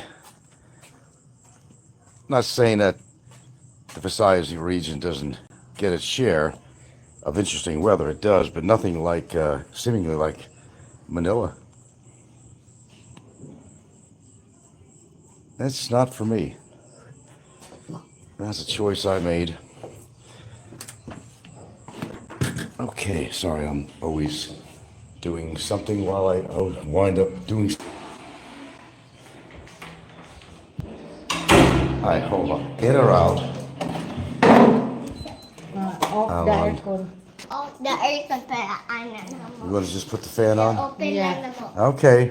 We don't need two air conditioners on, so we tend to run since we got visitors here. Open this. We do tend to. Are those visitors still coming here this month? The visitors are still coming here this month? Yeah, next month. Oh, next month. Oh, next month. Okay, well, okay. We'll have a room for them. Okay, you guys are just going to have the fan on here tonight. Living room here. Make it more accommodating. They bring a big mattress in here and use the living room. Since generally we have the air conditioner on in here, Yeah. but it's more comfortable. They go to these other rooms are pretty stuffy. So if they want to use the air conditioner, they can actually use that in here. So that's what we do. We put out for the kidlings that are visiting, and they can fit numerous people, and whoever wants to go on the couch, the famous chair with a heart on it, of course. And there you go. Dogs come in and out as they want. They like being around the kids. They're around all of us, really. Okay, well, good night. I'm not kidding. Sal, say good night to Daddy. Say good night to Daddy. You say good night to Daddy. Now I gotta say good night to Ginger. I'm not kidding you. They use this routine every night. Normally I pet their belly. There we go. Be a little bit of a night light.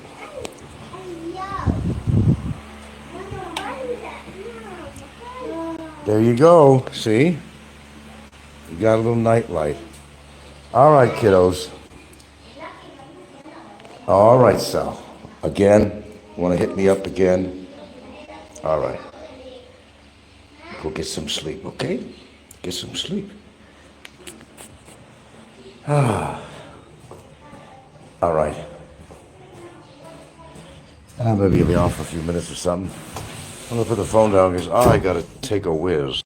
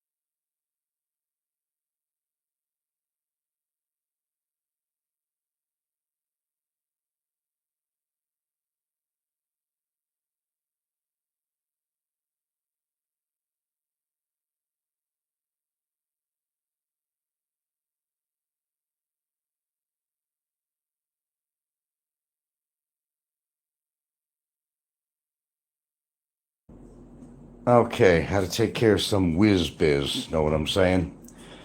Okay, I have one time. I gotta see the dog's gotta go out one more time. I always double check. One of them is kind of getting on the older side. Might need to go more than normal. Who's gotta go pee? No, this door should be open so the dogs can go in and out. Understand? This door will remain open. Thank you. All right? Don't need to trap them in the room. Would you like to be trapped in there? I would. There we go. Gotta say it like it is. Say it like it is. They don't know what they're doing half the time. The dogs go in the room, then the doors close all night. They can't get out. They don't like being in the room all night. Otherwise, we'd let them come in our room, but then middle of the night, you might hear some moaning because they want to go outside our room, and I don't know. Can't please everyone, not even the dogs. Oh, I see we got another monologue going here again. Okay. You want me to sing or something? What do you want me to do? Okay. Well, I'm not going to sing. Don't feel like singing. But you never know. Boy, you guys are really quiet lately. Did I block everyone on here? I don't know. Maybe I actually did. Someone's sending me some 100s, 100% and hearts, but you're afraid to talk. Don't be afraid of to talk. You will walk again. You will talk again. But don't be afraid of the dark. That was Jerry Lewis's marathon song. I ain't got the words down. Boy, he carried that marathon for years. Helping the kids with, what was it, muscular dystrophy or something? quite a guy. Talk about leaving a positive mark in your life. That would be one prime example, I would say. Loser's back. Saw Slick's post. I hope he stays locked up. Well, I don't know, man. Hey, whatever works. I'm good either way. Either way, I'm good. I don't need his money that bad, you know. But I'll take it. It's court ordered. Considering what I've spent, it's not even anywhere near what I spent on legal fees, but oh well. Water under the bridge, but it's the only way he's going to get out. He's got to pay. As our fine friend Ricky says, you pay, you pay. Well, he's right on one thing. Sometimes you got to pay. In Barry's case, well, certainly so. Remember, this ain't no party. This ain't no disco. This ain't no fooling around. As long as you know that. This the real deal here. No, not Jay, Mr. Abbo. This the real deal. He pays or he stays. And there's nothing he can work out. This is court-ordered shit. They're not going to take payments. It's not a 5-6 or something. It's not a micro-lending corporation or anything like that. This is the real deal. He's got to pay. He's got to pay. And some people believe that he's paid his price already with his incarceration, but next, if you haven't figured out by now, you never will. Barry has some good news or something, maybe, or something, and what could that be? Did the high rollers come together? Only thing stopping them is they don't want to see me make any money. Well, maybe they're giving in and say, hey, let's just get them out. Hey, which they should do. I'm all for. Hey, you know, I'm no demon. I'm all for Barry getting his freedom. Sure. You know it. You know I am. I don't have a problem with that. You know, I did spend, so far, almost 25 months incarcerated. Yeah, I'd say that was quite a price to pay for what he did. But, you know, he's trying to ruin somebody's reputation. Got him off the streets, man. Loser says maybe Big E is doing an indecent proposal with Shaw to get Barry out. I don't know what he's doing, and I don't really care. God bless him. I just wouldn't want to live Big Ego's life. I really wouldn't. I don't care about the traveling he gets to do, how fat his wallet is. Believe me when I tell you, if there was a rule, I'd be reincarnated or something. The deal was I'd have to come back as him. I'd refuse. I'll give you life again. No, I'd refuse. Believe me, it's not money, it's character, and I wouldn't want to be him for any reason in the world. Not even close. I'm happy who I am. I can't speak to y'all, but hopefully you're happy with yourself. I'm happy with myself. I don't regret a goddamn thing I've done. Not one goddamn thing. And I mean it. You know, I knocked the fucker down a few notches and he paid the price. How long he's going to stay in Bicutan, I can't tell you that. And I would have no clue. But the sooner he raises the money, the sooner he gets out. But then again, like I keep on saying, it's never over till it's over, because, yeah, he's eventually going to be able to get back to USA, but in regards to what's waiting for him, I couldn't tell you that with any degree of honesty or knowledge, except that he does have some things going out there for him that is not settled, let's just say that, and there's a price to pay even for when he gets back to America. Stefan says, at this point, I don't think it matters what happens to Barry. If he gets out or at all or not. He was put away for over 2 years. Will never get back to the Philippines. Well, that's a fact there, Stephen. I just call you Stephen. I can't, I had that problem with Stefan. And he's still called Stephen, right? Even though it's spelled Stefan. I don't know why I have such a problem with that. There's another name that bothers me too. Jeff, spelled Geoff. I don't understand. It's a British thing or something. I don't know what it is. But it's very weird to me. Jeff is Jeff, not Geoff. And Stephen is not Stephen. I seem to mention that a lot. Never understood it. But yet somebody probably calls you Stephen. They don't call you Stefan, right? They probably call you Stephen. Well, Stephen is Steven. And that's the way I see a Stephen, not Stephen. That's a kind of a, I don't know, a bugaboo, a crutch, or Achilles heel or something. I don't know what you want to call it. Spell the name right, pronounce it the right way. But that's just me. That's just me. Okay, what's going on in the nation? There's been so many things going on.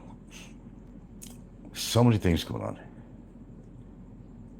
I think Don C. was having an argument with me over sharks one time, believe it or not. No, there are black tips in the Philippines. They do attack. Not generally, but they do. And black tips have actually killed people. The white tips, not as much, but there are actually, well, not terribly far from here is Malapascua. Not terribly far. They got the thresher sharks. They don't really bother anybody, but there are tigers in the water. Tiger sharks, you don't see really hammerhead, but there are tiger sharks out, and even occasional great white. And even in my area, occasionally, there will be one of those big old whale sharks you see at Oslob, that will pass by. Now, I haven't seen them. The only thing I've ever seen, I was on the ferry. It was delightful to even see that. I've seen one time some dolphins jumping out of the water. And that was the first time I've actually seen that. There goes the siren. I wonder if they have sirens at the pen at Bicutan, where everybody has to go nighty-night and a siren goes off or something. It's kind of like a concentration camp. Well, I don't know. He seems to be enjoying himself because his word is that everything's fine. Everything's fine. Everything's going fine, my friends. Everything's fine. All right. We're happy for you if everything is fine. You don't go into Bicutan and say that everything is fine. I'll guarantee you that. And maybe I hope somebody did actually bring him a really nice meal. But here's the thing. I went to visit somebody out here, a local guy, that was in the local police station jail for a little while. And he was in there with, he only have a couple of cells, really. He was in there with 4 other guys. So you bring him something, right? But, you can't just bring him something when you're in the same cell. It's like, it's like, here, share this with your friends here, your inmates. That's what we did one time. Of course, if you're in a cell with 40 other people, which is kind of like what they do in Bicutan, Taguig, you can't obviously do that. So how would that look if somebody brings him this really scrumptious meal? Are you going to sit there and eat it in front of all your inmates? I guess you don't have a choice, because you had to give it to all your inmates. You wouldn't have anything on your plate to eat, so I guess you have to be selfish in situations like that. Cannot visit my good anybody. What's that?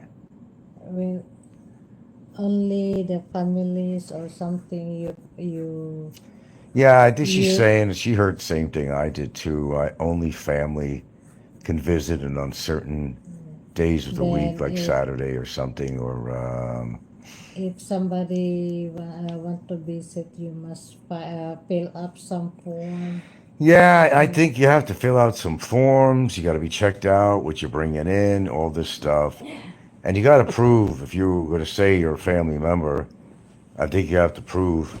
You can't just pretend, oh, yeah, I'm married or that's my fiance or whatever. I mean, you have to show proof of something, apparently. So, Stefan said, I watched a few documentaries on Bicutan. Wow, it was shocking, wasn't it? Yeah. Yeah, it was. I've seen plenty on there. Well, of course, Barry's hoping it's my new home in the near future, but I just don't really see that happening. He'd like that to happen, yeah. So would a few other people. But yeah, I've seen all those documents. There's nothing really new on there. I know a year ago they were supposed to do some renovation there too, add another floor or something. I don't know what that. I don't think they ever did it. See, and there's bureaucracy here. There's a lot of talk about all this stuff. We're going to do this. We're going to do that. We're going to do this. Now, let's say he's in Bicutan and he's out of Mandawi, and they wanted him out because they needed to work on that place. I wonder when they're really going to get around to doing that. He could have possibly stayed there a much longer time, which of course would have been beneficial to him because of all the frivolities he had. He don't have no Xbox game at Bicutan, I'll guarantee that. It's probably driving him out of his fucking mind. He doesn't have full use of his phone, but he tries to sneak in a little post every now and then, which he's done in the past few weeks. I'm fine, folks. Like, everybody gives a fuck, right? I'm fine, just to let you guys know. I'm okay. And his last one was, I think, what you see on the thumbnail. If it's on there, I guess it is. I don't know. In spite of everything, I'm okay. I'll talk to you guys soon or something with some news. And ha ha ha. Yeah, okay, well, I heard the ha ha ha's and I heard all the news for several years, and nothing ever came of that. But we're talking about Barry, okay? Yeah. Let's see, yeah. No, this is just my good nighty night show, is what it is. It takes me a while to kind of fall asleep, really. I really got to set a time, and I try to set a time when I go to sleep and try to keep to a schedule. I was also going to try to take, I think I did earlier. No, I took some magnesium. And sometimes maybe I'll take a chip, the chippiest chip of a 3 milligram melatonin, just kind of a chip, just a spot,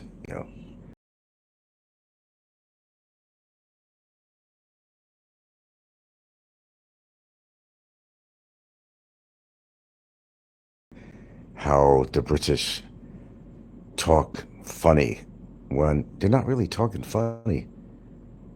We say, well, I have a schedule for this week, and they will say, I have a schedule for this week. And it might sound weird to us, but they're pronouncing the names the way it should be. We, as Americans, well, whoever's American and otherwise Western culture, tend to, we don't pronounce the words as they should be. Then you got a lot of names where the G is silent. You don't pronounce the G. Even the name Jose, J, you don't pronounce it as a J. It sounds more like an H, Jose. These are just some minor examples. And what else is there? Oh, there's so many more, but don't get me thinking at this time of night. Yeah, there's a lot of names that, it's just that we have so much slang in America. And I know the British listen to us and they probably laugh. We probably sound very low class to the British. Because they are kind of high nose, But they try to be very civilized people compared to Americans. And they are, actually. They're very civilized. Well-mannered, most of them. They call them, but they talk in a way, and they talk fast, and you can't understand a word they're saying. They actually have their own slang in Britain, and most of us wouldn't understand a word that they're saying. I mean, everybody's in a class system, even in Britain.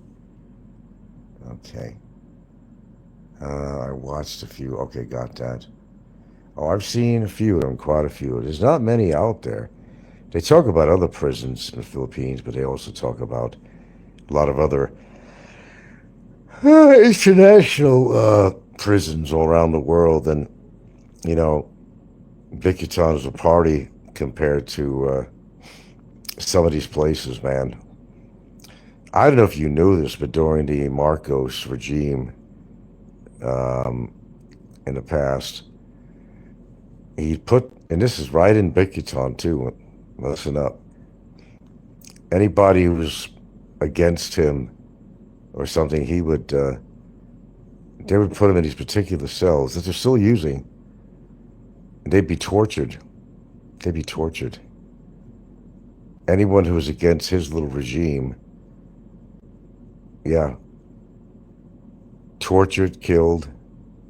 A lot went on in that institution over there that you're not really aware about. Not a good place to be, I'll admit that. It's not a good place to be. But I'm glad that Barry's getting a taste of it. I don't know when he's going to be out. But whenever it is, he's getting a taste of it anyway. That's all I wanted. Nothing more than that. I'm not going to feel like I'm slapped in the face or anything like that if he gets released. No, absolutely not. I'm beyond that point. It benefits me after all, one way or the other. But the fact that he's got a taste of Bicutan is, that's satisfaction for me. It is, truthfully speaking. Got a chance to go in a kind of a posh, compared to Bicutan, detention center in Mandawi for a couple of years now. He's in the big house in Bicutan, and quite a contrast to the Mandawi situation. So he gets to experience it. He can put that on his resume. But his resume is going to be international.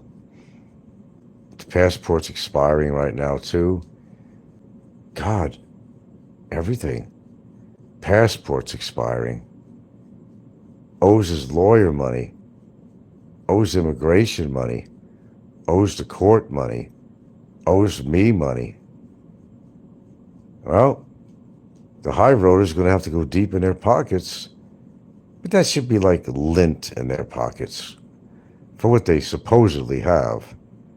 Nothing but lint. It's couch change that you spill out of your pocket on the couch when you sit down. Should be nothing to them, really. Shouldn't be a problem. The only problem is me. They don't want to see me collect the penalty. The damages, okay, that's the word. And let me tell you, he got away with a lot. He don't realize it. He don't realize it. Some of the trolls think that he won because he didn't get sentenced. No, it's the same thing. He was sentenced, actually, to pay, convicted, actually. To have to pay the court, have to pay me, all the other expenses. How he's going to gather all that money, I don't know, and I don't really care how he gets it. Just like in another situation with yours truly's wonderful girlfriend who's dealing with something, and the woman has to come up with X amount of dollars or pay off the whole thing. If she pays off the whole thing, there will not be any further, or the beginning of any litigation, mitigation, all that crap. But she has to come up with a hefty sum of money initially by the end of the month. If she doesn't, well, then the deal is off. And then pay the rest, which a hefty amount every month. like $100,000 every month until she's paid off. She don't take the deal, then it continues in the court system. And this wouldn't be long because this is a more of a civil matter. They take lesser time than a well, it is a criminal matter, actually, estafa, but we will take the civil route because don't have to go through a plethora of showing up in a court system, so that could work out pretty good.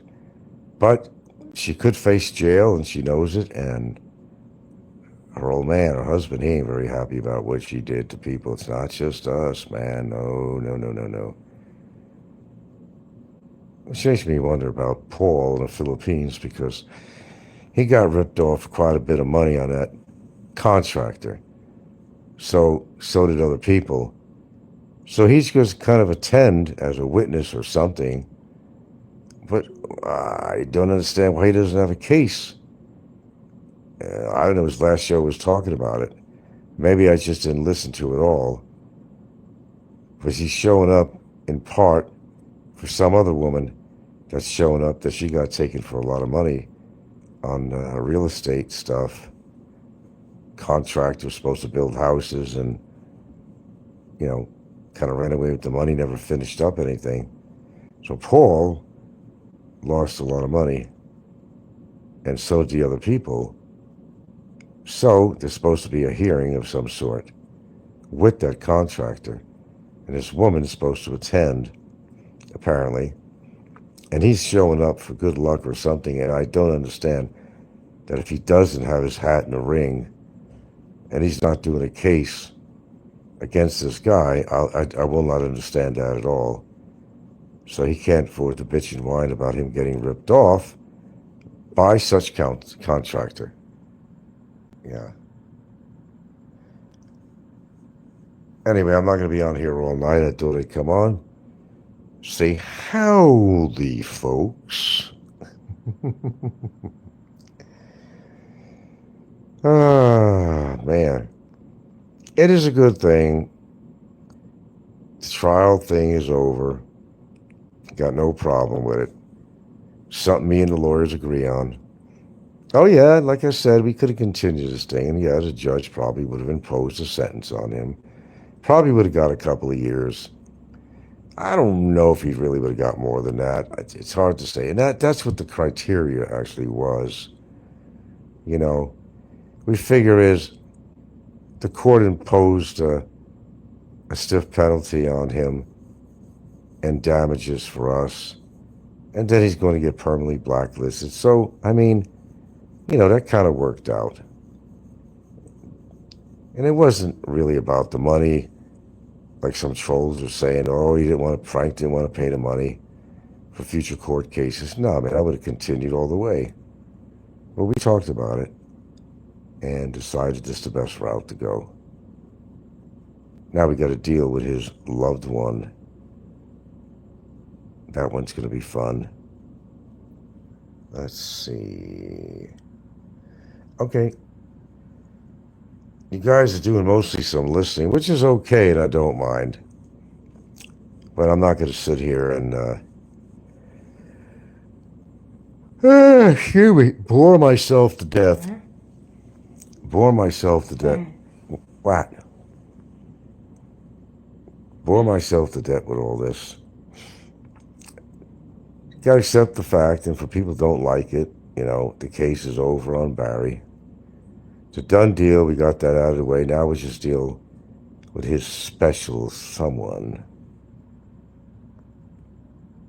And we'll deal with that. And we will deal with it. Trust me. No question about that at all. I want to get off this thing and kind of wind down a little bit for the night. Hell, here we yawning, so I'm kind of winding down right now. Thanks for your few comments. I don't think I'm doing anything in the morning tomorrow because, quite frankly, there's nothing new happening, so, or anything that, well, at least that I could talk about on here. I mean, there are things happening, but I'm not saying what and who and when and all that stuff. Sometimes comes a time you just keep certain things to yourself. You learned your lesson. TMI, too much of that. Too much information. But it's better to take a sneak attack on certain situations and be kind of stealth about it. I prefer that. Shit happens, shit'll happen. But meanwhile, our boy, little protege, Barry Lee Jordan, Esquire, is getting a free boarding, a free room and board. I don't know about board, but he's getting free accommodations. You can't beat that with a stick. Free electricity. Who has it better than Barry Lee Jordan? Nobody. But he got a taste of Bicutan after all. You know how pleasurable that is to me? There's no words for it. That was a whole lead up of what we were planning for, but we basically found a way to make it work. For both of us, actually. He'll get to go home, but not without having to pay, basically, what he did for his incarceration. Wasn't on the streets taking money from nobody. Wasn't promising the bars he'd pay his bar tabs and never pay. He won't be wielding a knife, I think, at any other bar waitresses anymore. Just get the scum out of the country. That's all that really, really matters. So who's the winner in all this? Take a wild guess. It's not him.